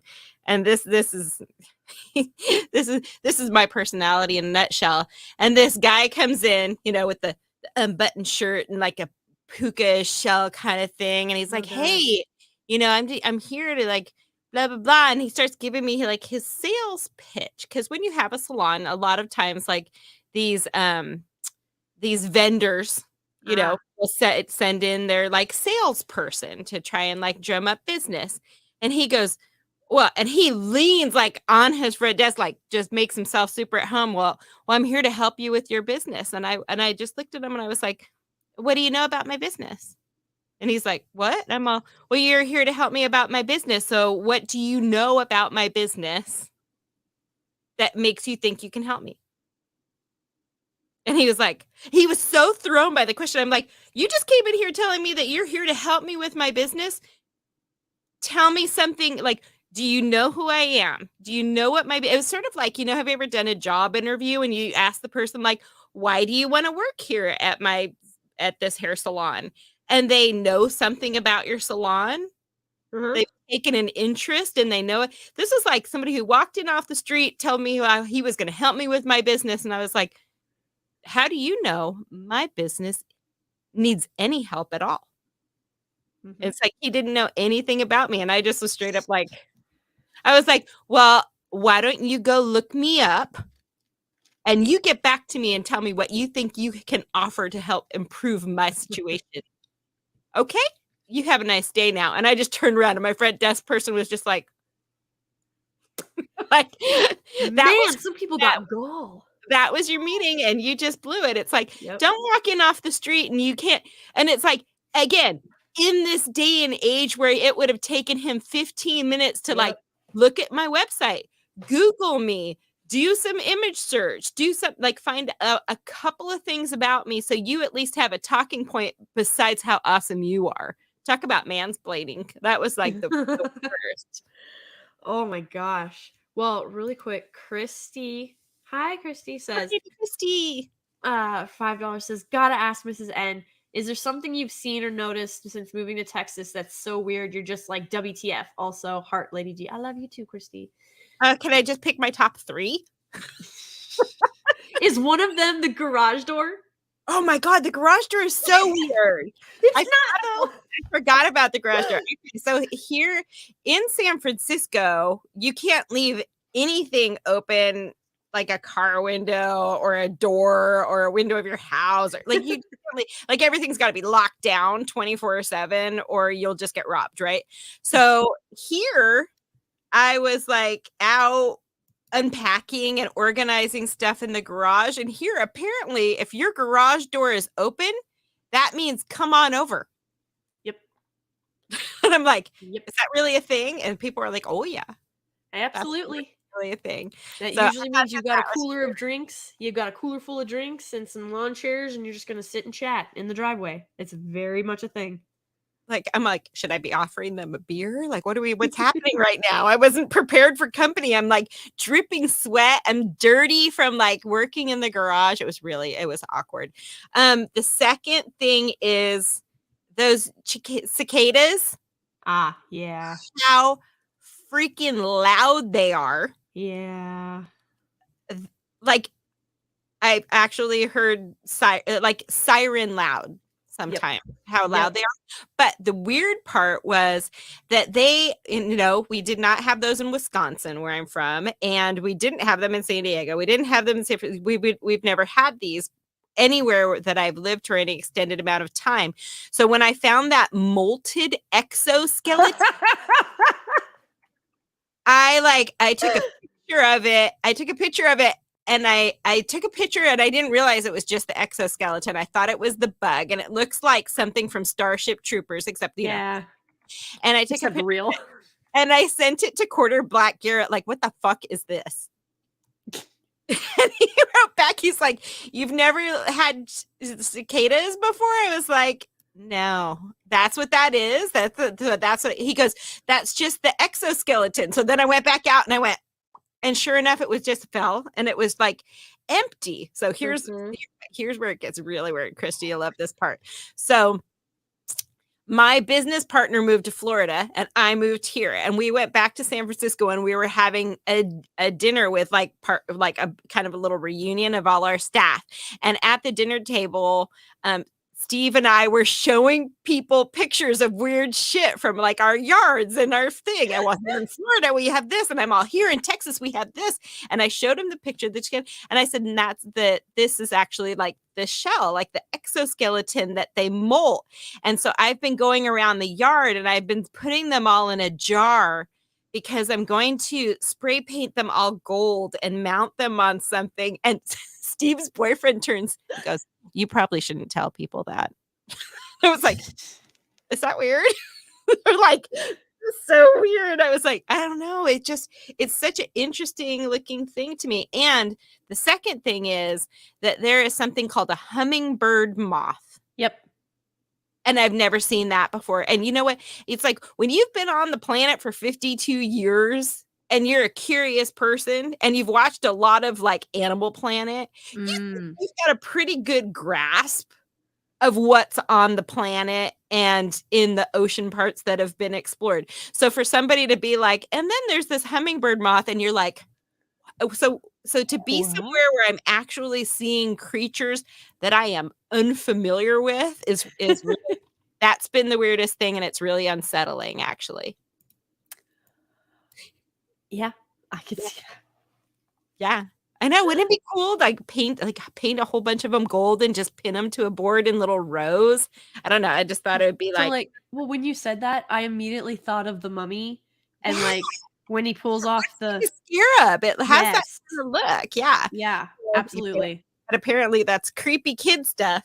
But I was totally that creepy kid. Hey, Yeah. I'm intrigued. I think that'd be awesome. It'd be a great Halloween decoration. Mhm. I mean, use those things for something. Ms. But- Martin Musa says, for me, the worst were the snakes and the scorpions. Yes, but being from, growing up a lot in Southern California, we had a lot of snakes and scorpions and horny toads. And so it's like, it's not that I'm unfamiliar with, so that's what I mean. It's like, I thought I'm an outdoorsy kind of person. I thought I've seen all of these things. Mhm. So to all of a sudden be like, what is this bug? I've never seen it before. It's trippy. Yeah, I can imagine. You know that if you want trick-or-treaters to come to your door, you need to turn your porch light on, right? Oh, I'm decorated. Girl, don't you worry. Oh no, I'm saying if your porch light is not on, you will not get. I mean, if the boys are home alone or whatever, because I know you and Gary are gonna be out, but porch light is on, then that means that you are taking trick or treaters. Yes. Porch light's off, no trick or You have to turn the light off when you run out of candy. Yes, that too. Yeah, but Google. Somebody said, "What's a hummingbird moth?" Google it.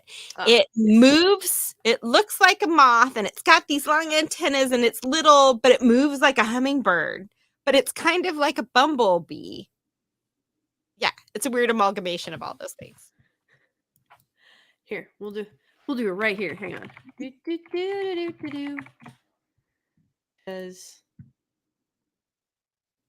Google is right at our fingertips. Like I said, not knowing something, and I'm not saying like I don't expect you to be like a brain surgeon, but not having at least a base knowledge of something is a choice at this point. Mhm. Like, because the knowledge is out there. That is a hummingbird moth. It's so cute. It's adorable. It's so Looks like a Because Pokemon. it's kind of big. It's almost the size of a hummingbird. 'Cause look at that columbine that it's on, right? Yeah, you know what was hard? Raising children before we could Google stuff. My older one, and he's such a kind of a weirdo anyway. He one time he was like, "Mom, what an octopussy?" I'm like, "I don't know. Do I look like I work at SeaWorld? Go look it up. Ask your teacher." "Mom, how many germs are on a pencil?" "Mom, is it a new pencil? How long is the pencil? I don't, is it straight out of the package?" Yeah. Yeah. Questions they would ask, or you're like, I don't know. And now they just don't need to ask you that stuff all the time anymore.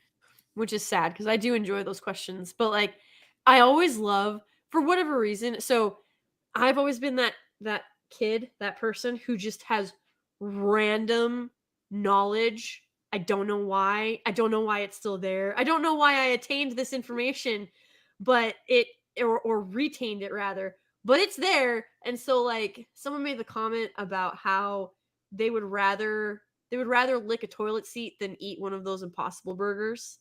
And I was like, actually, most toilet seats, if they're cleaned regularly, have less germs on them than the bottom of a purse. And I was like, I don't even know, like, it's almost like an impulse. I can't actually stop myself from sharing these absolutely bizarre facts. Like, nobody needs to know that. I don't even know why I know that. But, like, I do know that because you think about all the places you take your purse with you. It sits on the ground. It sits like before the hooks were in the bathroom stalls. It would sit on the floor in the bathroom. you'd set it on counters, you'd set it on the floor of the car or on the seat of the car. Like it goes all over the place. And then, you know, that's why they're always like, don't set your purse on the kitchen counter or on the table because you've picked up all of that nastiness throughout the day. And like you never wash your purse. Like you don't scrub it. You don't, I mean, I guess if you have like a I don't know, like the average person doesn't. I know what you're saying with that. It's like, okay, first of all, that's what Gary and I like to call a plethora of useless factoids. There you go. And that's what we've always just referred to that as. So I have one of my girlfriends, she is a so she's Asian, and she was raised, you know, she went to boarding school in Hong Kong. But what's really interesting is she's got a lot of, I wouldn't say superstitions exactly, but you know, they're very, you know, she's got a lot of things that's very steeped in the tradition, which is like, one, when like friends are eating together, you don't like split money at the table. And like, you know, when paying the check, like you just take turns sort of paying, because we don't divide things at the table, because you're supposed to be like, you know, you're breaking bread with somebody as a friend. But one of her things that she said is, oh, you never put your purse on the floor because it makes all your money fall out. Interesting. Yeah. So it was like sort of like a superstition. And I think that part of that was like, also too, like they always kind of have, you know, the status bag sort of thing was really big at about that time. So ever since she sort of taught me that, I swear to God, I've never put my purse on the floor anywhere ever again. It's so interesting because when I was doing some like self-defense and like making yourself a harder target, what they actually recommend is, if you have like, do not put your purse on the back of the chair because it's easy to swipe. You should always Hello? wrapped. Sorry, I cut out, my bad. So you should always set it between your legs, or like you should like wrap, you should take the strap if it's a longer strap. You should wrap it around the back of the chair if possible, like basically like a loop, so that you sort of have like this really simple tie so that the purse is secured to it. Or if it's small enough, like a clutch, you either sit on it or you put it at the small of your back. So like we were learning all of those things, but like one of the things they encouraged was, if it's a larger handbag, that you set it in between your legs at the table so that nobody else can get to it. And like, so it's just so interesting to me to hear that like that difference, that sort of dichotomy at play, because I guess depending on how you look at the situation, you know, it makes sense to not want to put your purse on the floor.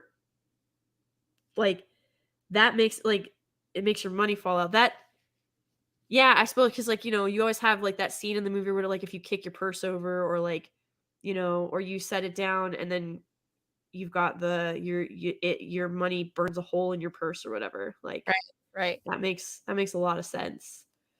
I will say too, like, I've been like, when you go into like a restaurant in Japan, they have a basket for you to put your things in. You can put it like at your feet under your table without having your personal belongings touch the floor. So like you walk in and all the baskets are almost like hand baskets, like at the grocery store. Yeah. With these really nice baskets, and you roll up your jacket, you stick it in there, you put your purse in there, you put it down under the table at your feet where it's safe, and it keeps it all together, and it keeps it sanitary.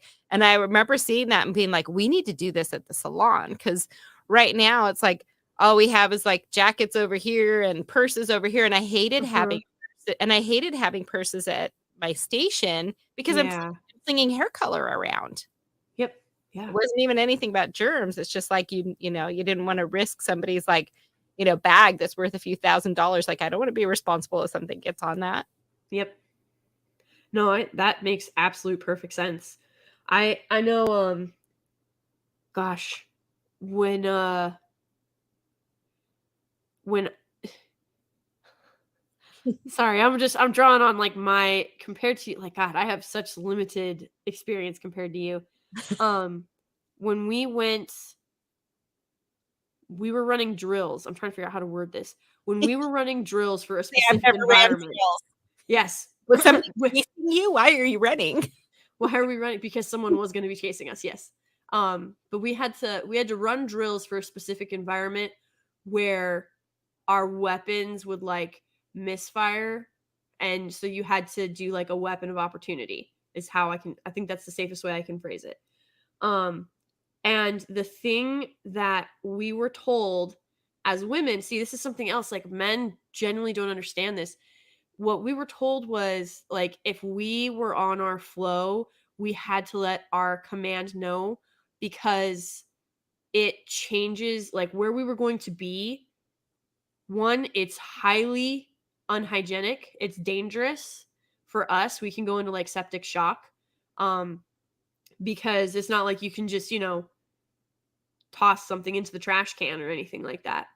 But they said also like it changes it changes the smell, and you only have one like spare set of camis. And they were like, so there's that. And then they told us like to loop back to the purse thing, they were like, don't lay on the ground because if you soak up, like if your stuff gets wet, it'll never get dry because of the environment that you're going to be in.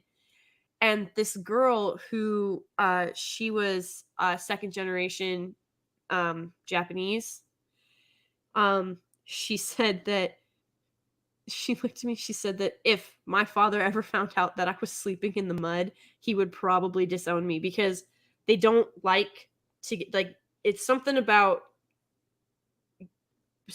like getting dirty at that level. Like if you willingly lay in the mud when there's other options, or if you don't have to do it, it's something about like dirtying you personally, like beyond just skin deep, and you'll like carry that with you forever.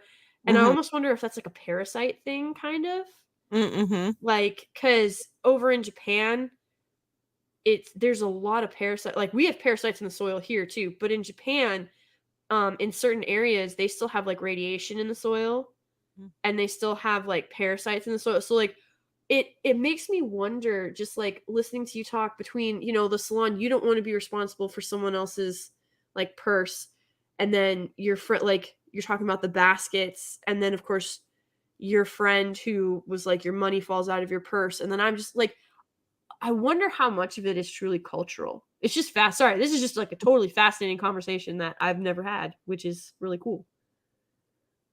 Mhm.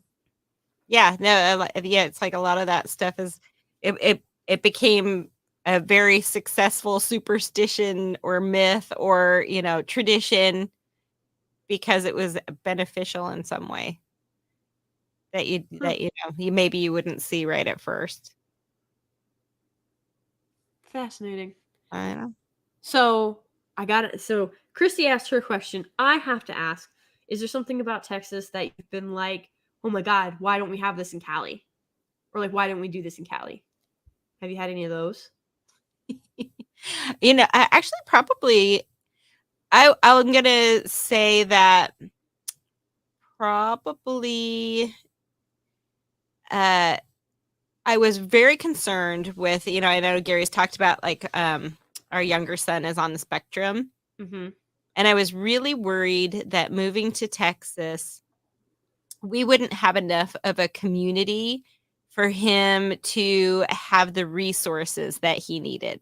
Even though San Antonio is like, this big, it's a big city as far as Texas, it's not like we're not in Dallas or Houston or something where, we don't have that like urban environment that I'm used to where we have a lot of different people. So there's a slice of that Yeah. is, a spectrum of the students on, where they're on the spectrum and they all kind of share the same thing so that they will have the resources to have the proper accommodations. And I actually have found a school that's a much better fit. And I have to say, I've probably seen more resources aimed at, his community or our community in the last 2 weeks than I saw ever in Oh, California. wow. So I'm like, this, it came about maybe in a really, really terrible way, but this move has been so beneficial for the boys. Just Oh, I'm just so so glad. hugely bad. Yeah, and I mean that's something that I never saw coming. It was one of the things that I was really, really worried about. And you know, it's just a huge like kind of this week has just been, it's like the third week of in-person school. It's just like such a sigh of relief that we were able to like have it be a school that's such a good fit with, teachers and helpers that are so supportive and constantly giving us, leads on things that we're not just muddling through. Like, I just feel like in California it was just getting like pushed through and pushed through. And it's like the Yeah. private schools didn't want you because you're bringing their stats down. And the thing is like, with our younger one, he's like really, really a mild. It's Mhm. such a mild spectrum sort of thing. So he kind of rides this hump. So I feel like in a lot of ways it's extra challenging because people think he's, neurotypical. And sometimes they have to talk to him for a little while before they realize like, oh, okay. And they kind of like get what's going on there. So it's been very surprising and really nice. Oh, good. I'm so glad. That makes my heart happy that was you got that out of this, because I know as being a mom myself, like any time that we had ever considered moving, it's always, well, are we going to find a school that's as good? Are we going to find like, will the girls and the boys like will they all be happy?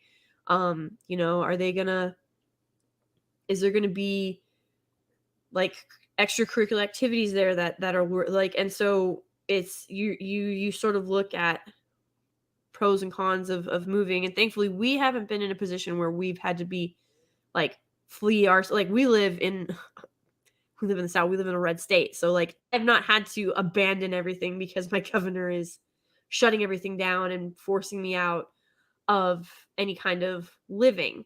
And I hate that that happened to you. I'm happy that you're closer though. Like I'm gonna have to make a road trip down there at some point. But Yeah, we're smack in the middle now. nice.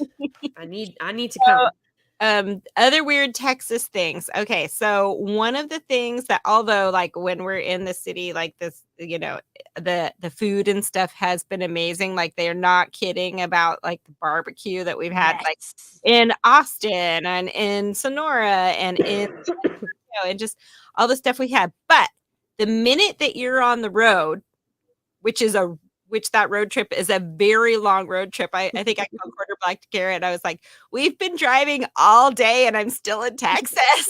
And he goes, yeah, that's right. And I was like, and all there is Sonic and Dairy Queen Yeah, pretty much. and Subway. Yep. That's it for miles and miles. And I'm like, oh my God, there has to be something else. So now and it's, I mean, when you're going up and down, because remember, I had an 8-hour commute where I was driving from San Diego to San Francisco back and forth. And there's a lot of options, like, for something that you could just pull over and have. So I think that that's really weird because Sonic to me is so like low burger on the totem. I know. I just don't even understand why it exists. And Dairy Queen, like, okay, if I want ice cream, I'm going to go to Dairy Queen, but the food is like, it's so greasy. And Yes. gross. Like, I'm like, I can't even eat it. So then you're left with Subway, which, here's an interesting useless factoid. I think it was Ireland actually classified Subway breads as cake. Yes. Yes. Yes. Because there's so much sugar and carbs. Told me that. So now I'm like, well, now I can't even eat that.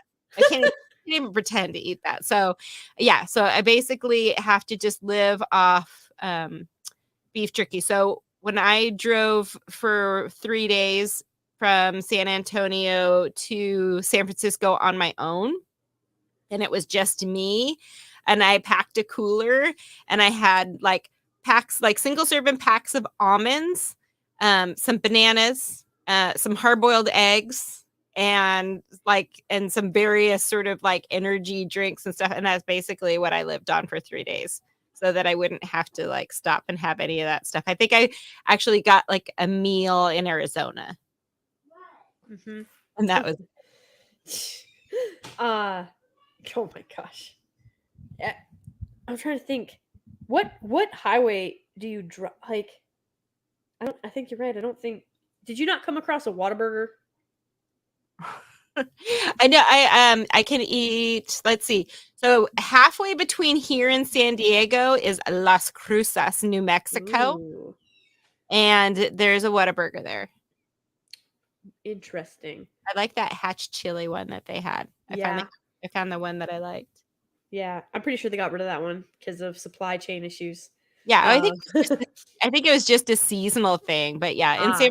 San Francisco we have Super Duper Burger, and it's mm, really good. I'm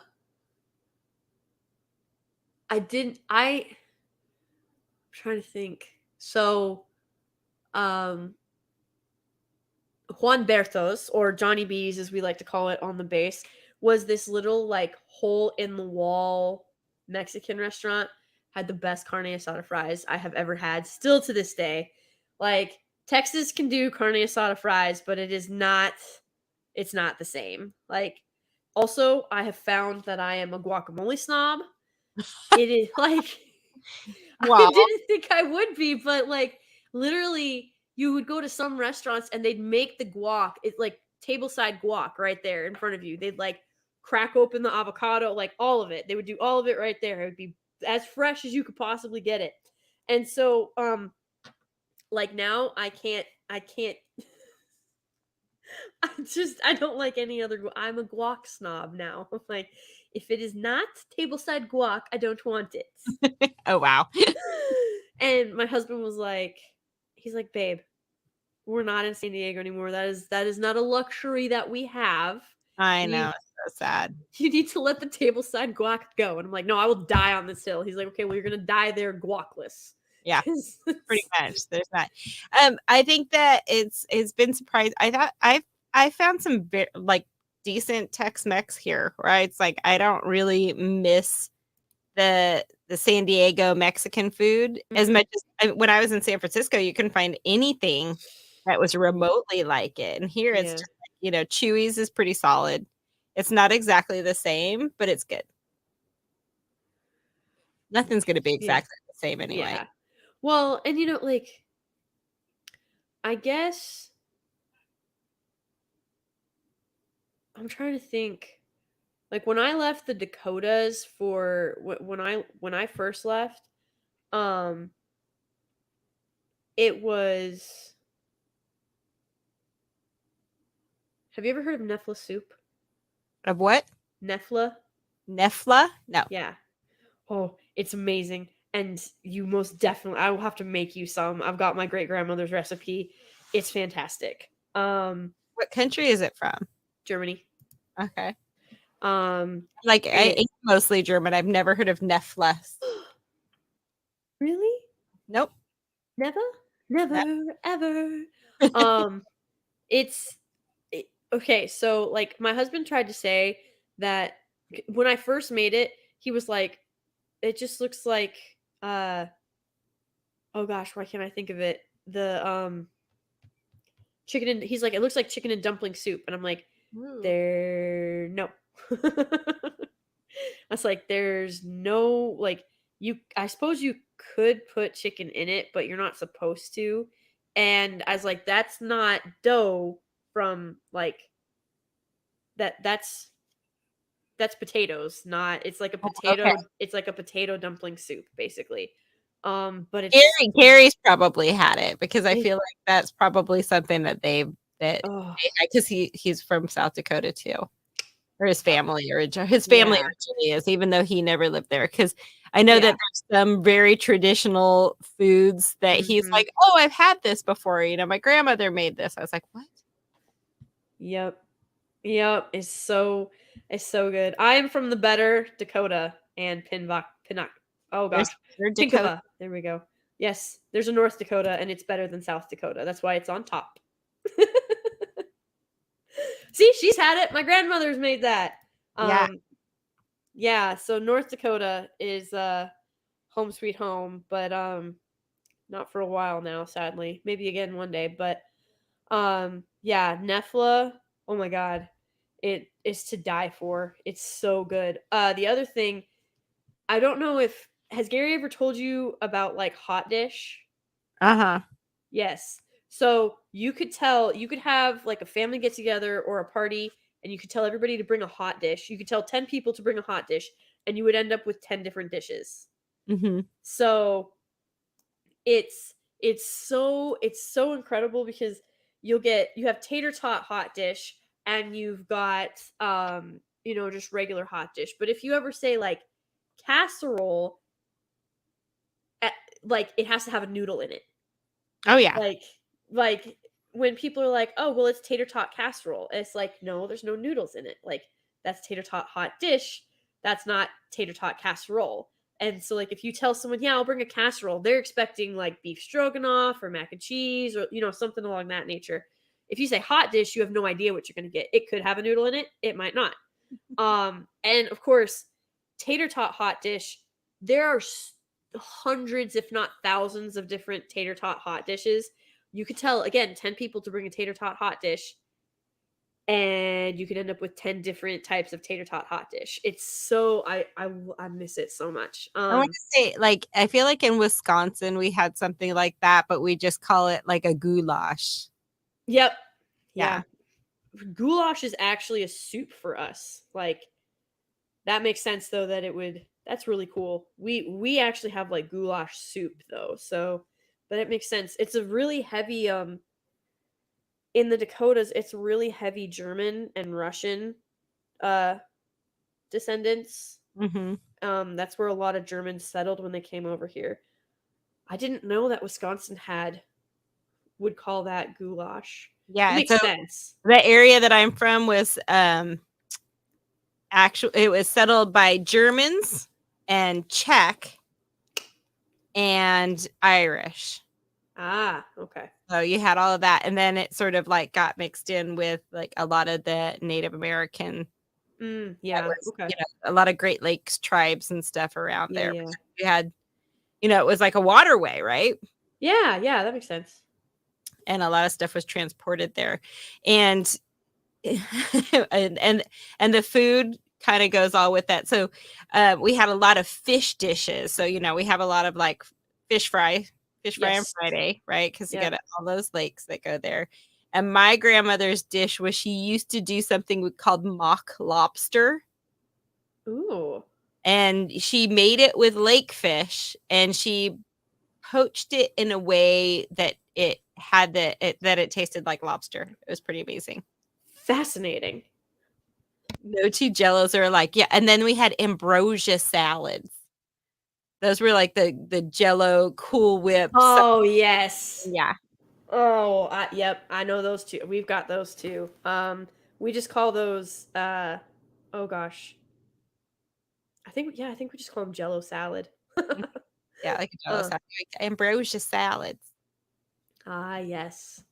I'm trying to think. Have you ever had fleshkliekla? What is it? Fleshkliekla. It's like a meatball kind of thing, right? No, it's a fish dish. Okay. Yes, I have my Ukrainian friends make that. I want to say that's for events, but there's it's fleshkliekla is like there's some Ukrainian stuff in the Dakotas too. Like it's just really it's not good. Anybody in the chat who's ever had fleshkliekla, if you are about to say it can be good, I liked it, but I like fish, so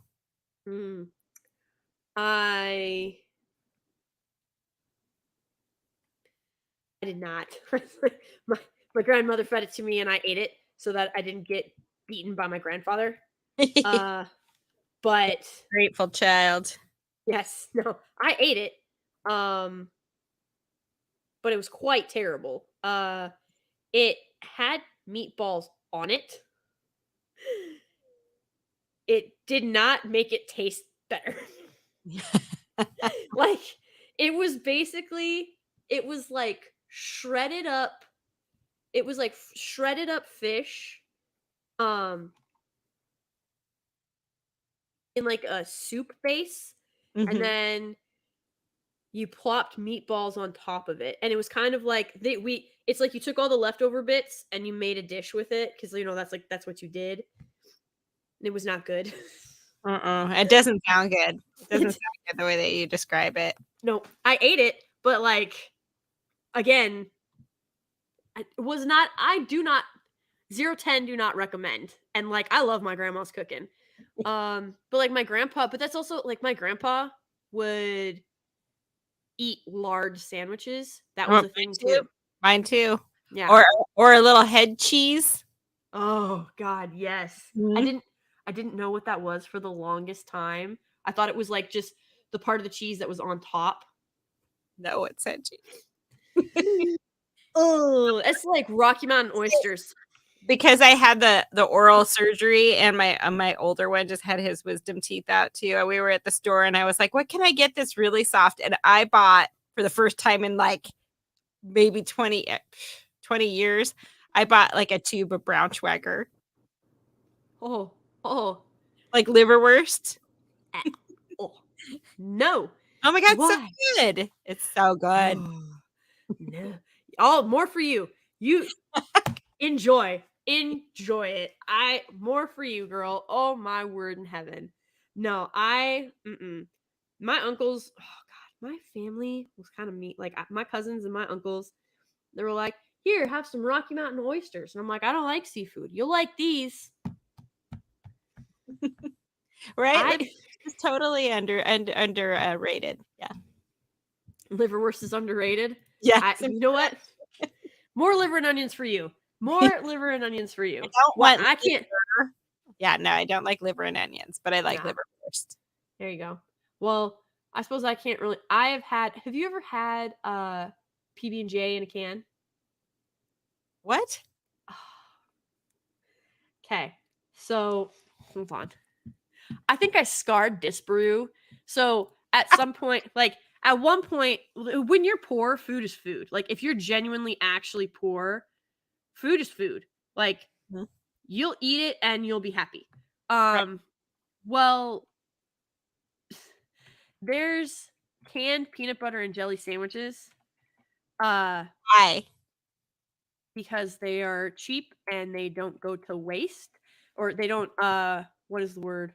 As a shelf life of forever. Yeah. It's like literally, it's the Twinkies of PB&Js. Okay. Right. So let me see if I can find it. Oh my God, no, I don't want any Jif peanut butter. Somebody put fish meatballs abondigas soup. Yes, that's basically what it was. Okay. It was. I don't recommend it.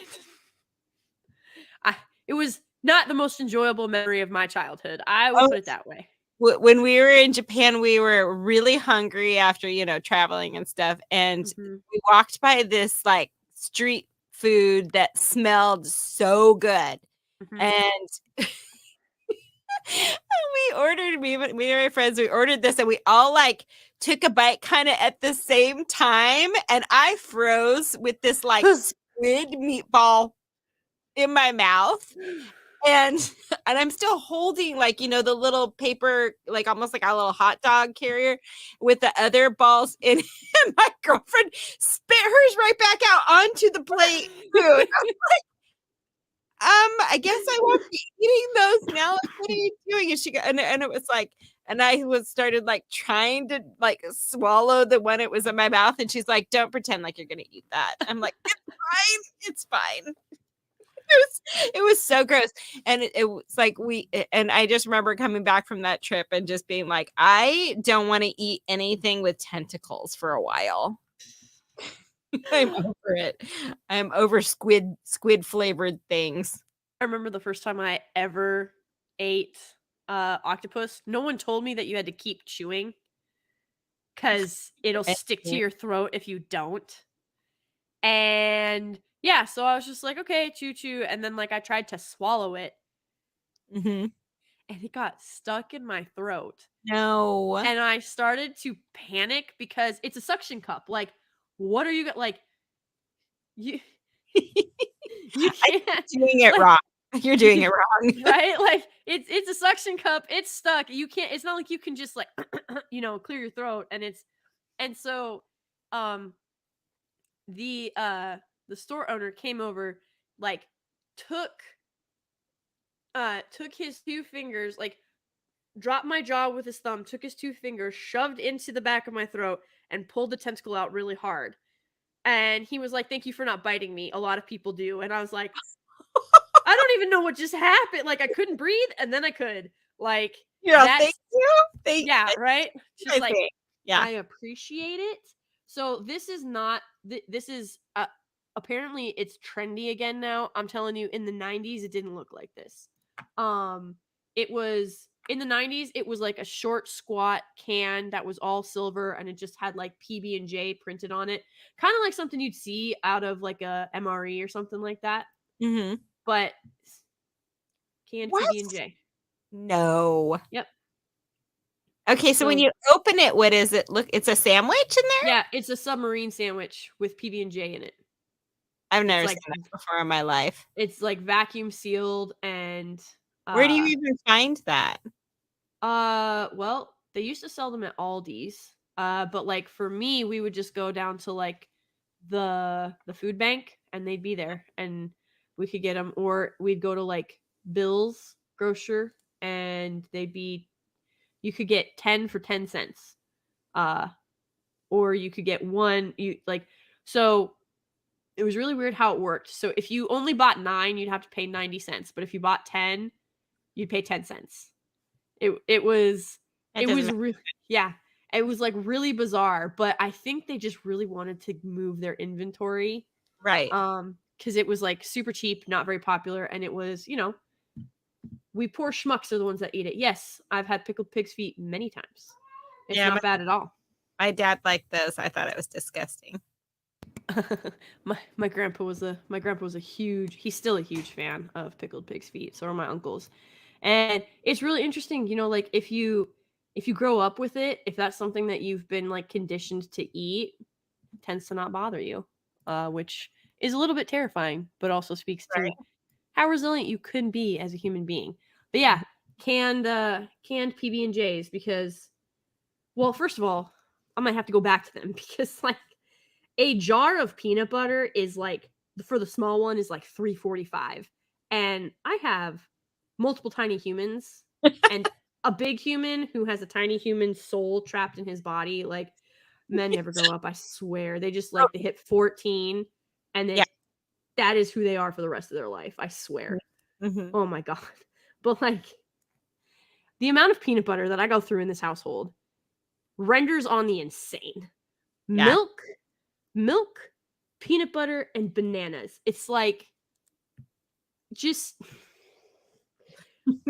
I need a cow and I need a peanut farm.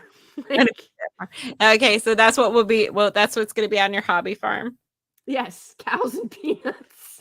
Cows and peanuts. Cows and peanuts. But you got to make a lot so you can trade them for bananas. There we go. Yes. Absolutely. No, I actually I'm hungry. No, you're hungry?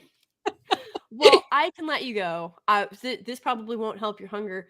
My goal is to one day have a cattle ranch. So I've always wanted one since I was little. I wanted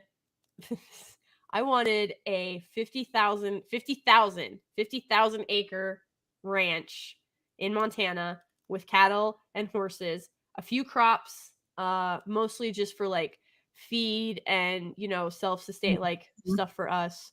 But yeah, I just wanted a huge ranch that I could run and maintain and like ride all day for weeks, basically just go camping for weeks at a time, and that be my job. and just take care of the ranch.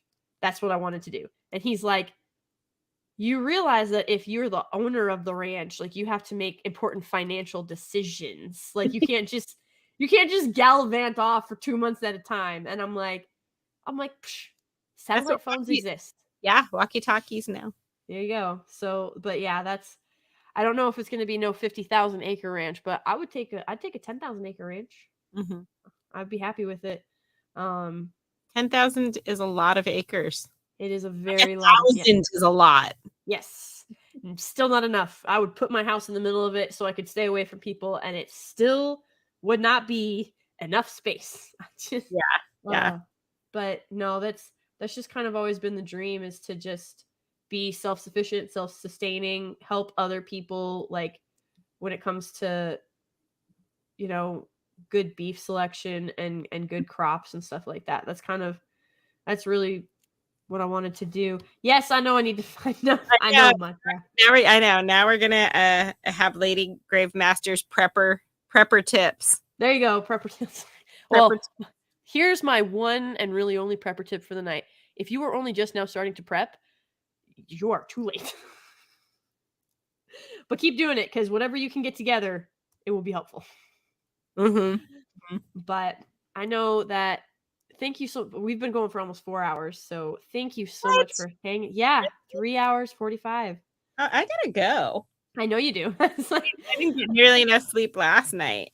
Well, look at it this way. You forced Gary to take a 4-hour break for just self-care, right? Probably. He's probably passed out on the media couch. We shall see.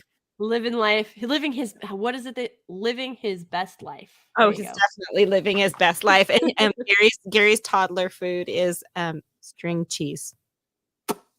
Noted. I think I did know that, but that's string cheese. Like, he's like ridiculous with that. Well, I have toddlers, so I have a lot of string cheese. So if you ever come here, he'll be okay. They can all bond over string cheese. Yeah, his snack choice. The be like, what's your secret, Gary? Be like, string cheese. Mm-hmm. Snack of YouTube champions. Yep. But is there anything that you would like to plug outside of? I mean, I will definitely hear. I mean, everybody always asks me that, and I don't have anything. I don't have anything. I would say and it's like, all I can speak to is like, hey, I mean, yeah, if you could follow that. I mean, I'm building this brand new little thing. Like, I really just made it last week, maybe the week before. I'm going to be throwing some stuff in there, and yeah, and we're going to see where that goes, because it's something that I can kind of do while I'm on the road, because everybody's like, are you going to get a job? Are you going to have a hair salon? I'm like, honestly, like, kind of going along and helping Gary, I'm not around enough to start anything new, like, to make that kind of commitment. So this has been kind of fun, sort of just making something new from scratch with this new brand. Awesome. Yes, definitely go give Bossy's Coffee a follow. It's going to be great. I'm looking forward to, like, you know, like you said, this is going to have like the coffee and the tea, but also like the makeup with the caffeine in it. And, you know, just going to be all things caffeinated, basically, is what it sounds like. So yeah. I have some things on there that are going to be, it's going to be a very specially curated virtual coffee shop. Fab. I am a fan.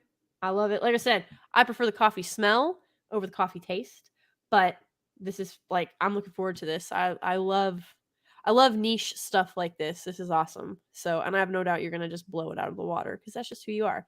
And then, of course, one more time, this should make up for him for not remembering to mention it until like the last 3 minutes of FNT. Yeah, poor baby. So there we go. No, I'm just kidding. But yeah, I actually just had, you know, because I do Gary's Instagram, so we just had a Nerdrotic giveaway, which I try and do every single month. And this month was 10 mug winners, because we have our, you know, you have the mugs there that you see that you can get from Geek Grind, and you can order those. But we had a bunch specially made for FNT. Nice. And so there's there's certain things that you can get just from me because we've designed those and put those together, and I have them here. And the only way that you can get those is by getting them at the meetups or by actually winning the Instagram contest. And then the grand prize winner was I actually ordered like the big coffee maker that we have probably 4 different kinds of coffee makers because it's like I make a pot of coffee in the morning. We have pour overs, but it's like if you need that, extra 1 cup of coffee, then we do the K cups that go with that. So we have a lot of options there, but I actually have a big bun coffee maker was the grand prize. Jealous. Yeah. That's a heavy duty coffee maker too. Like you're gonna be making coffee for a while. The thing is that it makes coffee in 3 minutes. 3 minutes. And the coffee is brewed. And I was like, how does it do that? Well, it's got a holding tank and the coffee maker stays on and it keeps like a certain amount of water in there already warm in the holding tank. And then you just pour in that extra pitcher, you close the lid and it automatically starts brewing. Like that coffee is pouring in 3 minutes. That's amazing. Yeah, like it's the fastest because it's like restaurant grade. So, they need to make it really, really fast to get a pot of coffee. So absolutely. That's dang. I'm trying to remember. It was recommended to me from one of Gary's viewers, and he messaged me about it in Instagram and recommended it. And I ordered it, and I ordered a second one for promotion. Nice. Melissa, somebody said, Melissa, do you have a cowboy hat yet? I actually have some really, really cool custom hats that I had made when we were in San Diego. And you can follow them on Instagram. It's hardtack haberdashery. Oh, make sure I'm saying that right. I haven't thought about that for a minute. And he made me 3 really amazing hats. And they're not traditional cowboy hats. They're sort of more like, those kind of cool girl hats that you see, very Southwest looking. Hard tack. Yeah, hardtack haberdashery. And yeah, the really, really cool guy who lived near us right in Escondido. And we actually got to talking because he listened to Nerdrotic. And he was like, hey, I'm here too. And because Gary doesn't manage his social media, we got to talking to him. And his stuff is so beautiful and so well made. And I do have one that's almost like a cowboy hat. So I ordered a special hat from him. And then I ordered a second hat and he made me like one of his woven hats on top of it. So he used to be really into swing dancing and stuff. And I got to get him to make Gary like a new bowler. I was going to say, did he make Gary a bowler? But yeah, that's did not. So yeah. So that guy in the middle there, like see that where it's like almost like those kind of plantation-y kind of looking. Yeah. Very cool. That's some good stuff. Yeah. Huh. So here we go. First of all, haberdashery is like one of the best words in the English language. So it's hard to not love it already. One of those words that doesn't get used enough. And somebody asked me, Melissa, what do you think of HEB? Trevelangelo. Yeah, HEB is amazing. I actually think it's really, really good. When I feel like when we were in San Francisco, I had to go to the regular grocery store, and then I would go to Smart and Final to buy bigger sizes of things, and then I would go to Trader Joe's for the other specialty sort of things. And honestly, I kind of feel like HEB, I don't feel like I have to go to other grocery stores. And I don't, because it's just so huge and the options are really good. It's got like a health food section. It's got a whole rack of just Texas wines that I started making my way through and then decided that probably wasn't a goal that I should have. And I had to reevaluate that. I'm like, okay, I cannot try every single one of these bottles of wine. But Yeah, and the spices and the HEB brand stuff, like the HEB macaroni and cheese. It's actually better than any of the ones that I had. So I've been really, really liking it. And HEB has its own garden center. So Nice. yeah, I've actually been really impressed with the selection of stuff that they have there too. So yeah, at HEB we love it. So my older son does a lot of the cooking for us here. So I mean, we do a lot of like menu planning and stuff, and I have been really happy that I've been able to find everything that I want with a really good Nice. quality. Good. I mean, I don't think I've ever gone to HEB, but I'll definitely have to give that a look for sure. Yeah, I like it. Nice. Very nice.